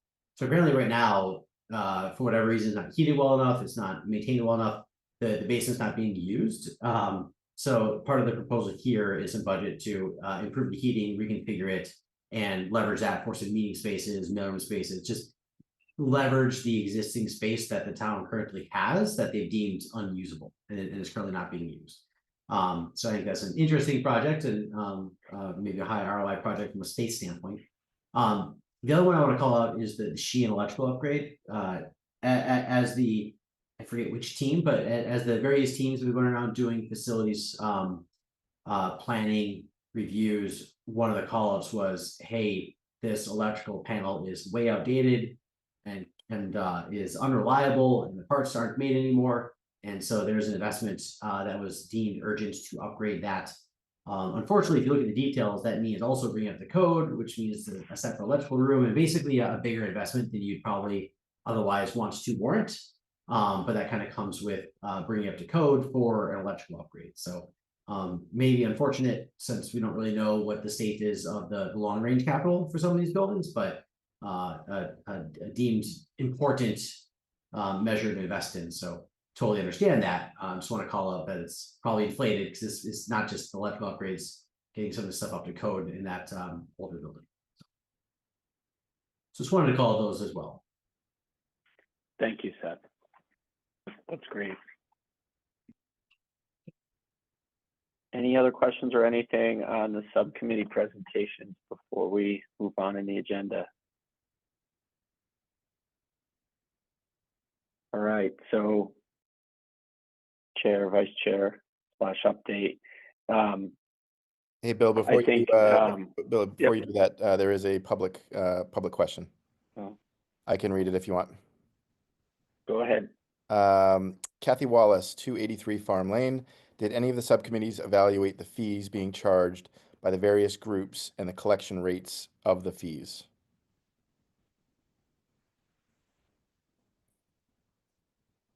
So I can say that on our group, there weren't fees associated with it. So I believe the fees might be categories to the school with some of the fees that they would charge for the rec department. Actually, I take it back. The rec department fees did fall under. We looked at the revenue coming in for the rec department, and then the ambulance receipt, the ambulance fees.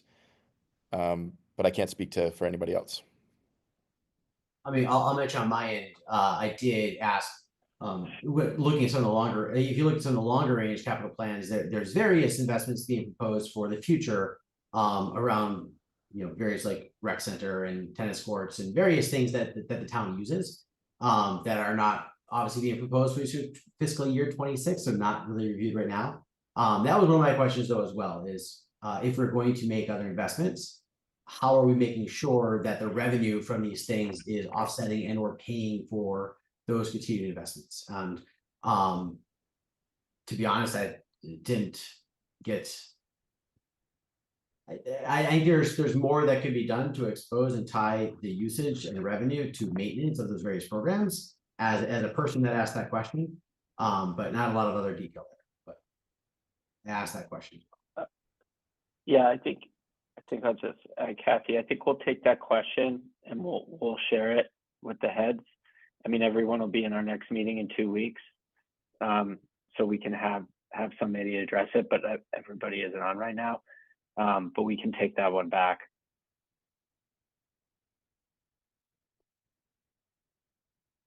Sounds great. No other questions, Bill? So we'll go into the warrant articles in a minute. Our next meeting in 2 weeks will be in person. It will be a long meeting. We have a lot of articles. Hopefully we can get it all done in one night. Definitely do not want to do 2 nights. So we will work to do that. We will also tell you before next meeting timing of when we need the warrant article write-ups, but you'll have it at least a couple weeks, but we're still sorting through that timeline. But just wanted to kind of share that update. Like, I don't know if you had anything else. Hey, Bill, has there been any change to the warrant article list that we last got? Honestly, I don't know the answer to that because I've been traveling all day long and they had a meeting last night and I was traveling all day yesterday. So maybe I'll defer to Allison on that one. I did not receive an updated list this morning. At our last meeting, I did receive an updated list in the morning of our meeting. So my answer would be no. Yeah, I would conclude that too, Allison. Thanks. Of course. Sounds great, Bill. The only thing I'll add, and I alluded to this when I gave the subcommittee report, the process is a good one in the fact that we always want to be in compliance with open meeting law. However, pulling off the subcommittee meetings is really, really challenging. And it's not challenging because we don't want to follow the process. It's challenging because when you're taking busy people and you're trying to mesh schedules for not one meeting with the town, but with any of the meetings that they're getting together to plan for said meeting or to then review and then create decks for the meeting that took place, it's extremely challenging. And so Bill and I have had some conversations around possible tweaks to how we do this in subsequent years. We're not going to position them today, but we're going to come back at the appropriate time and talk about how we can achieve a similar goal of having different members of the FinCom focused in different areas to be a little deeper and to get questions to the department heads in a very organized manner through Allison. But it may not look exactly the way it looked this year. Because pulling that off, I'll just speak for myself, was really, really hard. And I know it's very hard on the town as well. And so we want to figure out how do we get the optimal benefit, but also, understand that we've got 15, individuals that are, husbands, wives, fathers, brothers, caregivers, fill in the blank. And then we're working with the town and all of those individuals fall into that same category. Processing that and making sure that we don't violate open meeting law is really, really hard. So I think we've got to figure this out as a FinCom. So I don't know if anybody has any comments on that, but again, we'll probably take it to the wrap up. George, go ahead. I'm trying here. Okay. Yep. First, Mike, I want to commend you because you've been very diligent on the open meeting laws, and it has gotten in my opinion, not an opinion of the FinCom, but in my personal opinion, it has gotten to the point of bureaucracy preventing efficiency. And but that again is my personal opinion, not the opinion of anybody else. I want to make a comment, and it kind of consumes or involves all the committees that made presentations, and of course the school which we'll be doing later this month. Obviously, I'm a longtime resident of the town. I am not on a fixed income, although I sometimes think I am. But and I care about this committee, and I think this committee really needs to think more globally at the end of this month or whenever we vote on all the warrant articles. Obviously, we vote in what's best interest of the town, but I think we need to look at the town on some of these projects on a little bit longer term basis because of the fact, or the simple fact that, yes, we need a fire station. Yes, the Sheehan needs work. Yes, the Thurston needs work. It seems like the norm is becoming an override. An override usually was a one-off every few years or so, maybe 5 years or 10 years. I mean, dating myself, I'll defer to Chris Parita to go back 30 years, but I mean, it's more of it should be a one-off, and Thanks, it is. George. I'm here for you, Chris. It should be a one-off situation. It's becoming every year or every other year we're doing it. And while I would never say, oh, we're pushing people out because of real estate taxes and whatnot, I don't believe in that song, because I believe that your house can be an investment and all you're doing is improving your house and an investment. But I really think the committee, when voting in the next, I'll defer to Mike or Bill, the next 6 weeks, the next month, whenever, 2 weeks, okay, we really need to we really need to take that into account, because I mean, the pizza's only got 8 slices and you can only feed 8 people, So Yeah, just to be clear, in 2 weeks, we will not be voting on any potential override. That would be in the event that FS1. Right. That's why I say I defer to you guys on when we're voting and so forth. Yep. Thanks, George. We are voting on the warrant articles, non-FS1 in 2 weeks, and then FS1 would be April 28th. Thank you, Bill. I knew you guys would know. So as we're in this other business section, before we get into the warrant articles and assignments, is there anything else anybody has? And maybe Allison, you want to pull up the warrant article list so we can kind of go through it forward. I think Seth had one, and then John Kerry had a question as well. So John Kerry, do you still have a question? Oh, just a comment. I appreciate all the eyes on the work of this committee and sort of the oversight of our oversight. But I just hope for future members that we can respect the fact that we're all citizens here to do a good job, and this is working full time and attending to lots of other matters going on. For this the opportunity to try to be efficient mission. I think it helps to ease the burden. John, I think your earbuds are failing you. But I appreciate it. I think if I can summarize, just a message to the public that we're all, again, doing our best and coming and giving everything to this committee. And if there's anything more, you can come off mute again. But yeah, you're having a hard time hearing me. I'm in a New York City hotel. That's perfect. All right, and then Seth. Yeah, just really quick, just to jump off what George Leham had said. It made me realize the question: do we have an update from the financial, I guess, capital investment plan for the building, the grand building plan? I know there's investments, there's consulting, there's fees, there's studies being done.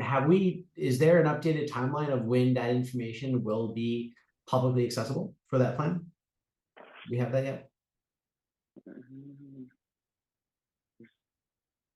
Well, you're Stephanie on.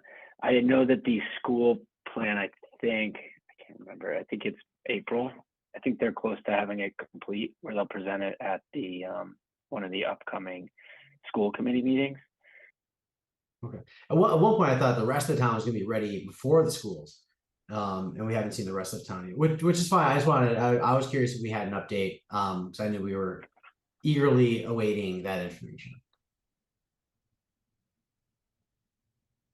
Yeah, if Molly and Stephanie are still on and can speak to it, you guys can jump in. If not, we can have Allison just send the question and we'll circulate the response back to the group in an email. Yeah, let's table that one. So, our plan was to kind of knowing we got the vote in 2 weeks, and folks should want to know which ones they're writing up so they can really pay attention. We wanted to kind of go through and assign articles, talk through who wants to take what. I think Mike and I can do our best to try to identify ones that are a little more straightforward and better for newer members who maybe haven't done this before. Some of these budget items are consistent year to year. So there's a lot of examples of how they're done in prior years. And then, I think some of the folks that are closer from a committee standpoint to some of these items, on those committees might want to take some of these. So maybe we just start at the top and work our way through. So it works for everyone. So budget article 1 is, so these first, I would say the first 2 articles are pretty standard year to year, pretty straightforward, easier for newer members. I don't know if anybody wants to take budget 1 or budget 2. This is Margaret. I'll take budget 1. Thanks, Margaret. Thank you, Margaret. I'll take budget 2. Thank you, Susan. Now we're flying. This is great. Budget 3 is the operating budget.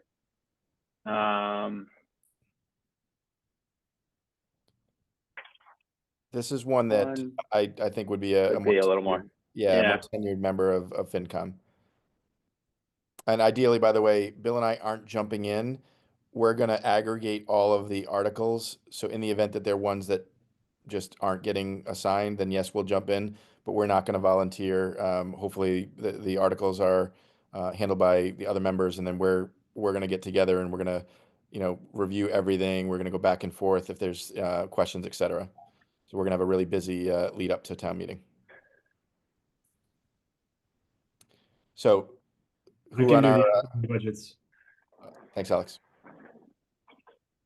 And I'm happy to take 4 through 11, unless somebody wants to pick up 1 or 2. But that's everything I was just talking about. So I'm happy to take 4 through 11, and we can trade a little bit if we want to later. But I can help collaborate on that, Seth, if you want. This is Christine. I can try to jump in on 5. I'm doing some of the work with school. I might have some further insight. Great.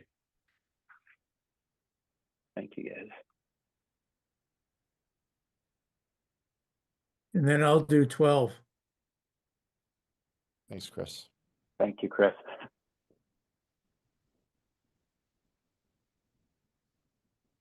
And I think Allison put out there too all the prior books. You guys have some examples of how things were written in the past, but you can always ask Mike and I if you have any questions on any of them. And Bill, we can get copies of the historic collection. They have that at town hall that we may be able to borrow or reference. We have all of them via electronic copy. If you're looking for a hard copy, I believe either town hall or the library, but and I have everything since I've joined FinCom in my office. If you want them. So do I. I'll do third back. George Maroon coming out of left field. I love it, George. Thanks.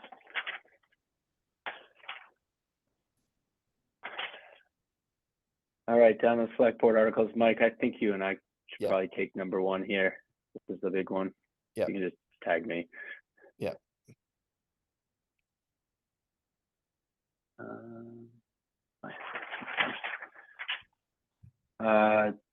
These next few are a little more. Next couple, I think 2, 3, 4, are a little more complex. I'll do 2. Thanks, George. Thanks, George.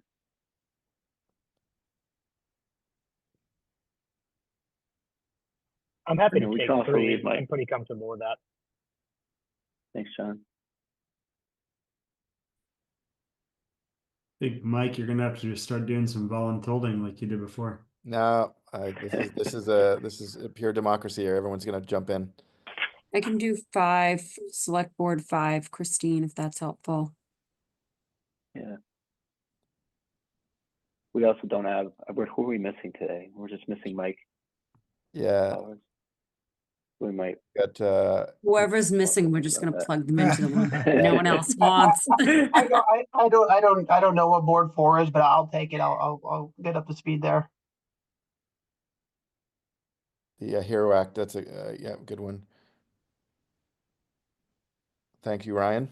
Yeah. I'm happy to take a starter one as well. Construction one. Trying to read through what they are. See how complicated some of these are. I mean, number 8, Chris. You're taking number 8. Yeah. That's a pretty straightforward one. The culverts, you know, they're fairly straightforward, but you know, at the same time, they're there's a little bit of meat to them. And then I think the hotel, the home to hotel tax, the TIF agreement, again, fairly straightforward. But again, this is new, so you know, I could take the hotel one if you want. George. Yeah. And we could assign Mike Powers, I think, Mike Gay to the construction easement stuff. Yeah, let's do that, Mike. Let's make Mike Powers. And then I don't want to steal any thunder from either Caitlin or Ryan. Or you already have one, Ryan. So Caitlin, if you want one, I mean, jump in. If you don't, that's cool too.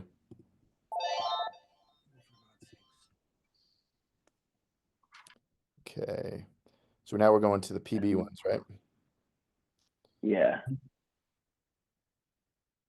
I think you put Mike Gay did you not mean to put Mike Powers? Yeah. Oh, Mike Powers, yeah. Thanks, George. We're not doing any of the miscellaneous placeholders. Correct. So some of these are, I would say, you look at the planning board ones, 6 is a pretty straightforward one, but a lot of the others have a little more meat to them. I'll take, this is Margaret, I'll take 6. Thanks, Margaret.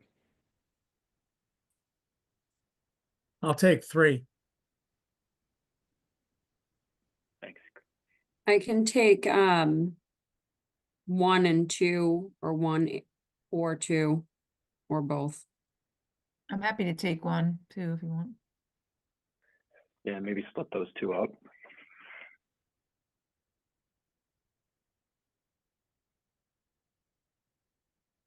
And then the 2 fun ones.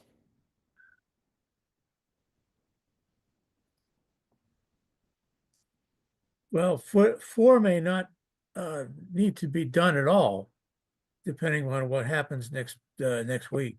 Yep. So then you can put me down.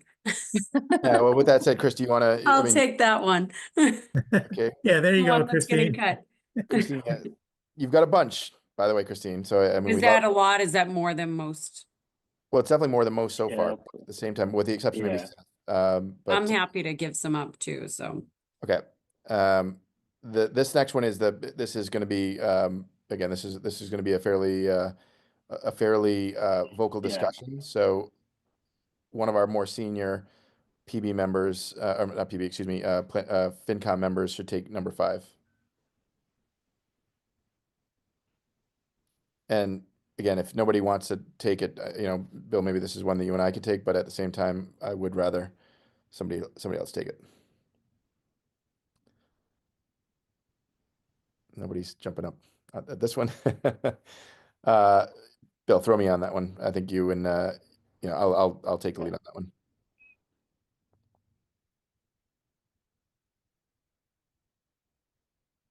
The major business development, that one I think should be fairly straightforward. Yep, that's straightforward. I can take that one. We could. Caitlin. Awesome.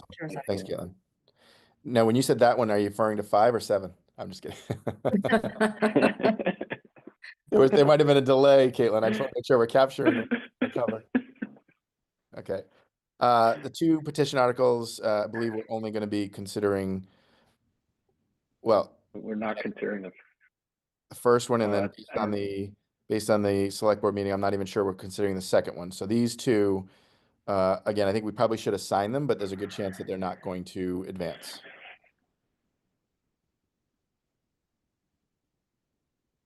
So, Mike, I'll take 2. okay. John, I'm gonna put you down for both of them because I don't think, you know, That was very kind of you. Yeah, no problem. Looking out for you, man. Voluntold. Could you just quickly, I don't have the warrant book in front of me, but so in terms of what we're actually writing up, I know there's a summary of the article, right? And then there's a little blurb about what the FinCom voted. And if the FinCom votes, let's just say on one of these articles, we vote, 10-5, there's a little summary blurb for both who voted in favor and who voted against? No.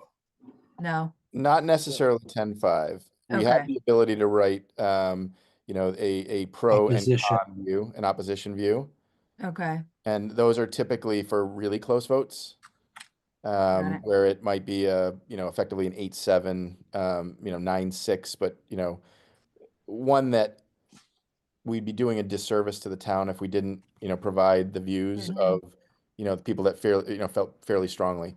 And that's a really important element when we have our open discussions around getting a better understanding, pro or con in those kind of tight, highly contested warrant articles, some of the reasoning behind people's position, because then that frames the ability to write a material kind of explanation of how we came to our decision. Seth. I was just gonna call it very specifically because I think somebody was asking earlier about examples too.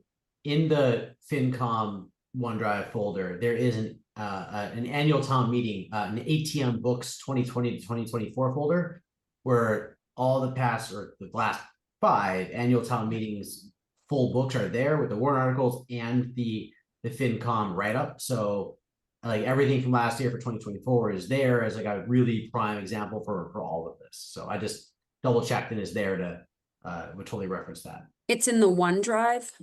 It's in the FinCom OneDrive. There's a folder for ATM books, and all the past full books are there, including all the FinCom write-ups. Yeah, Christine, don't worry about finding it right this second. Allison will send this out to everybody again with a link to say this is exactly where all of the books can be found. Perfect. Thank you.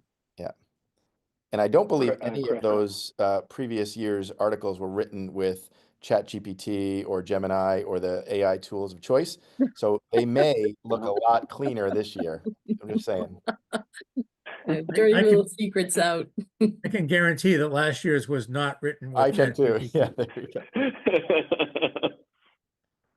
go. Or the year before that. Chris, go ahead. I just want to thank you guys. This is a terrific way of doing this. Allison, that I don't know who came up with the idea of using the drop down, but that was great. So thank you very much. And I heard Mike say that you're going to send it out to us once it's all finished. So that's great. Thanks, Chris. Yeah, I think what we'll do, Allison, let's just double check with Tish that we have all of the articles, triple check. I just want to make sure we're not missing anything. And then when she confirms it, you can send that spreadsheet out to the group so they can see where they're assigned. And then we're going to use the same spreadsheet next week. We'll expand on it a little bit, for each person's name in a column, but we'll capture the votes as well, so that it'll be easy to then send out to all of you who are writing up articles to know exactly, you know, what the vote was.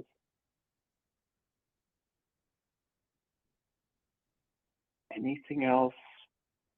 And from then an just other in terms business of like, perspective? is this format, like, are we drafting this like on a Word doc? Is there like a specific, like, do we use like a certain database or something? Nope, it's a Word doc. You can you write it up. You know, whether it be Microsoft Word or, you know, Google, whatever, doesn't matter. You write it up. You get it over to us. You know, Bill and myself will, you know, review. If there's, you know, some back and forth, we will come back and forth to you. We are not going to blindly edit things, and then when it hits the book, you say, "Oh my God, I didn't write that." So you know, we'll go back and forth with you. The timeline is pretty tight. Now, this year we might have a little bit of a longer time for most of the articles because of the FS1 article being a little bit later with the opening of the bids. So I think we have a little bit more breathing room this year, but it's probably still good to get it knocked out as early as you can.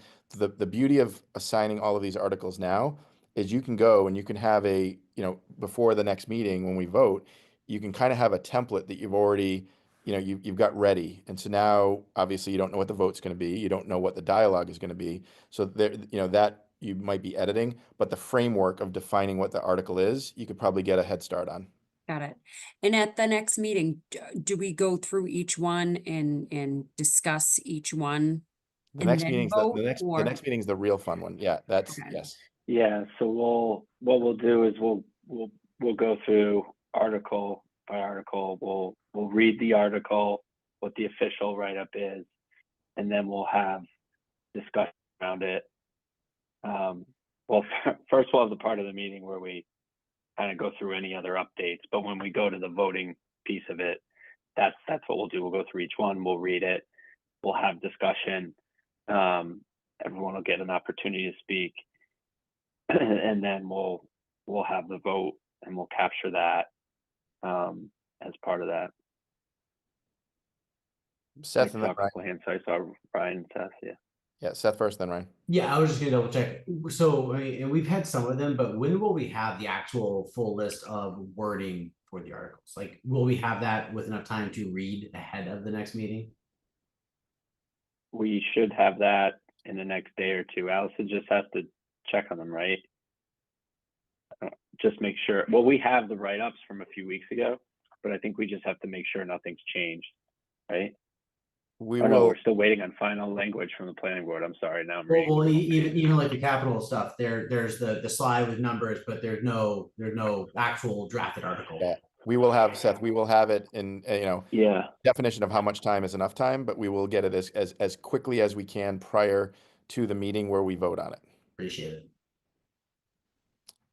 Ryan Sturma. Yeah, just so I know what to expect 2 weeks from now. When we vote on these articles, is the planning board and the selectmen going to be present when we vote? I mean, it's just going to be a little awkward if we kind of turn things down. And I just was curious what to expect 2 weeks from now. Awkwardness. No, we vote with, you know, we are on our own in the room. When we will vote and we'll have open discussion. And so, you know, that's the process that we'll follow, Ryan. Okay, so just us. Okay, sounds And good. this is an in-person. Yeah, it'll be just us. It's in person. Excuse me, Mike Gay, did you just say we were be in the room by ourselves for a closed session? No, it's not closed session. It's just that they're not sitting there while we have open dialogue. Well, they could be, but could they be, right? usually Yeah. don't. They have the right to be, so doesn't the public. Okay, but yeah, but they would typically, like, again, specifically to Stephanie and the planning board, they typically aren't there. So from a procedural perspective, if I made a mistake, I'm just referring to previous years. I think the answer to your question, Ryan, is yes, they have the right. Town members, yes, they have the right. But Mike Gay is 100% correct. Historically, they all leave because it's 11 o'clock at night when we're doing this. Oh, that's great. I can't wait, George. I can't wait to hang out with you at 11 Hey, p.m. it's, you I am know, looking I'm forward a good to it. time. Yeah. Okay, that sounds good. Yeah, it's definitely not closed session. And The opposite of closed session. yeah, we'll see how our timing goes at night, but we want to get it done that night, you know, so we might come to a point at 11 and say, okay, we think we can finish in an hour, an hour and a half, we want to do this. So, you know, because there's a lot of articles this year, right? more than prior years, but the goal is to try to get it done in one night and not have to come back a second night.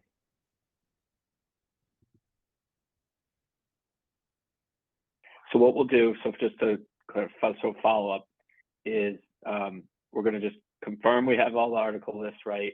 Then Allison will send out, she'll send out the Excel sheet along with the link to where you can find all the past ATM books within our OneDrive. We will get clarity on when we will have all the wording on all of the articles.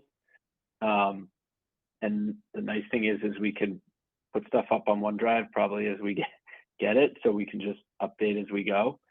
And then we will also find out for next meeting, we will confirm timing of when we need the write-ups after the meeting and what that date is we need the write-ups by.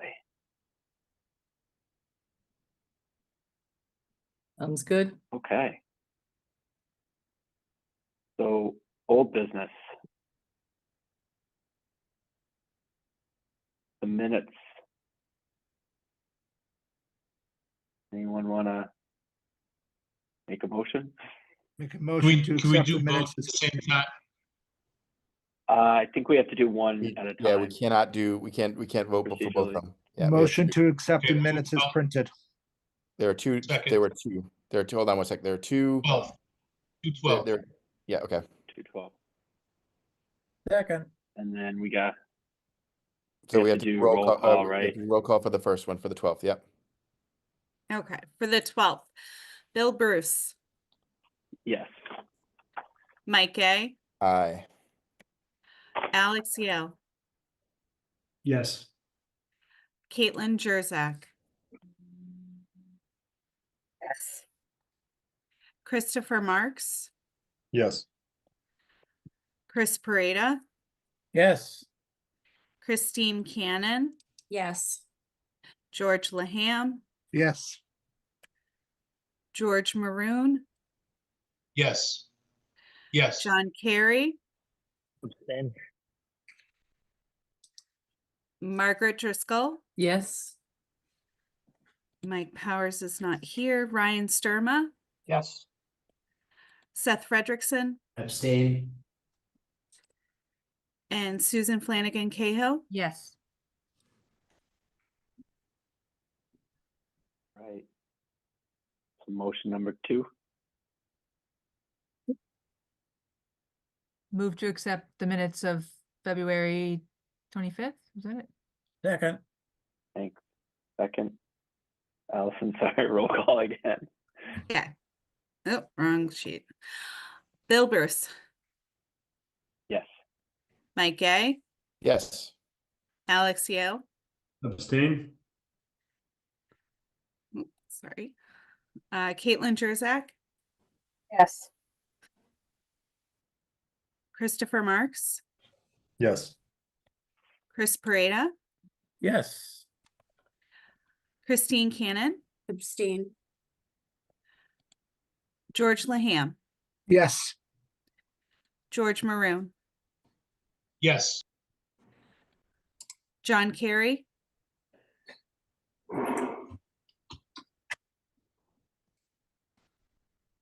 John Kerry, Yes. thank you. Margaret Driscoll, Yes. Mike Powers is not here today, Ryan Sturma, Yes. Seth Fredrickson, Yes. and Susan Flanagan Cahill. Yes. Okay.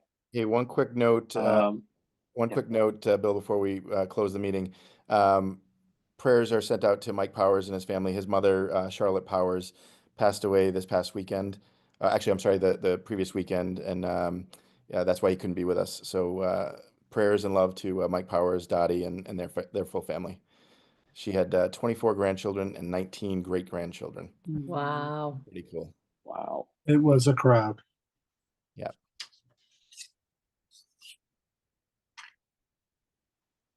So public, we don't really prep, but public and press. I don't think we've gotten any more comments. I'm not seeing anything more in the Q&A or anything more in the chat. Now, one quick thing, Bill, there were some questions earlier. I tried to get the full name and address. I wasn't able to achieve that, so we didn't read a couple of questions into the record. I saw that. Thanks for clarifying. But I don't have anything else, so I'll take a motion to end. Motion to adjourn. Second. Roll Roll call. call. Bill Bruce, Yes. Mike Gay, Yes. Alex Yale, Yes. Caitlin Jurzak, Yes. Christopher Marks, Yes. Chris Pareda, Yes. Christine Cannon, Yes. George Laham, Yes. George Maroon, Yes. John Kerry, Yes. Margaret Driscoll, Yes. Ryan Sturma, Yes. Seth Fredrickson, Yes. Susan Flanagan Cahill. Yes. All right. Well, thank you guys. I know it's been busy with all the committee meetings and we have a long meeting in a few weeks, but thanks for all your work and effort here, and see the daylight coming at the end of the tunnel here soon. Almost Take there. care and have a great night. Okay. Have a good.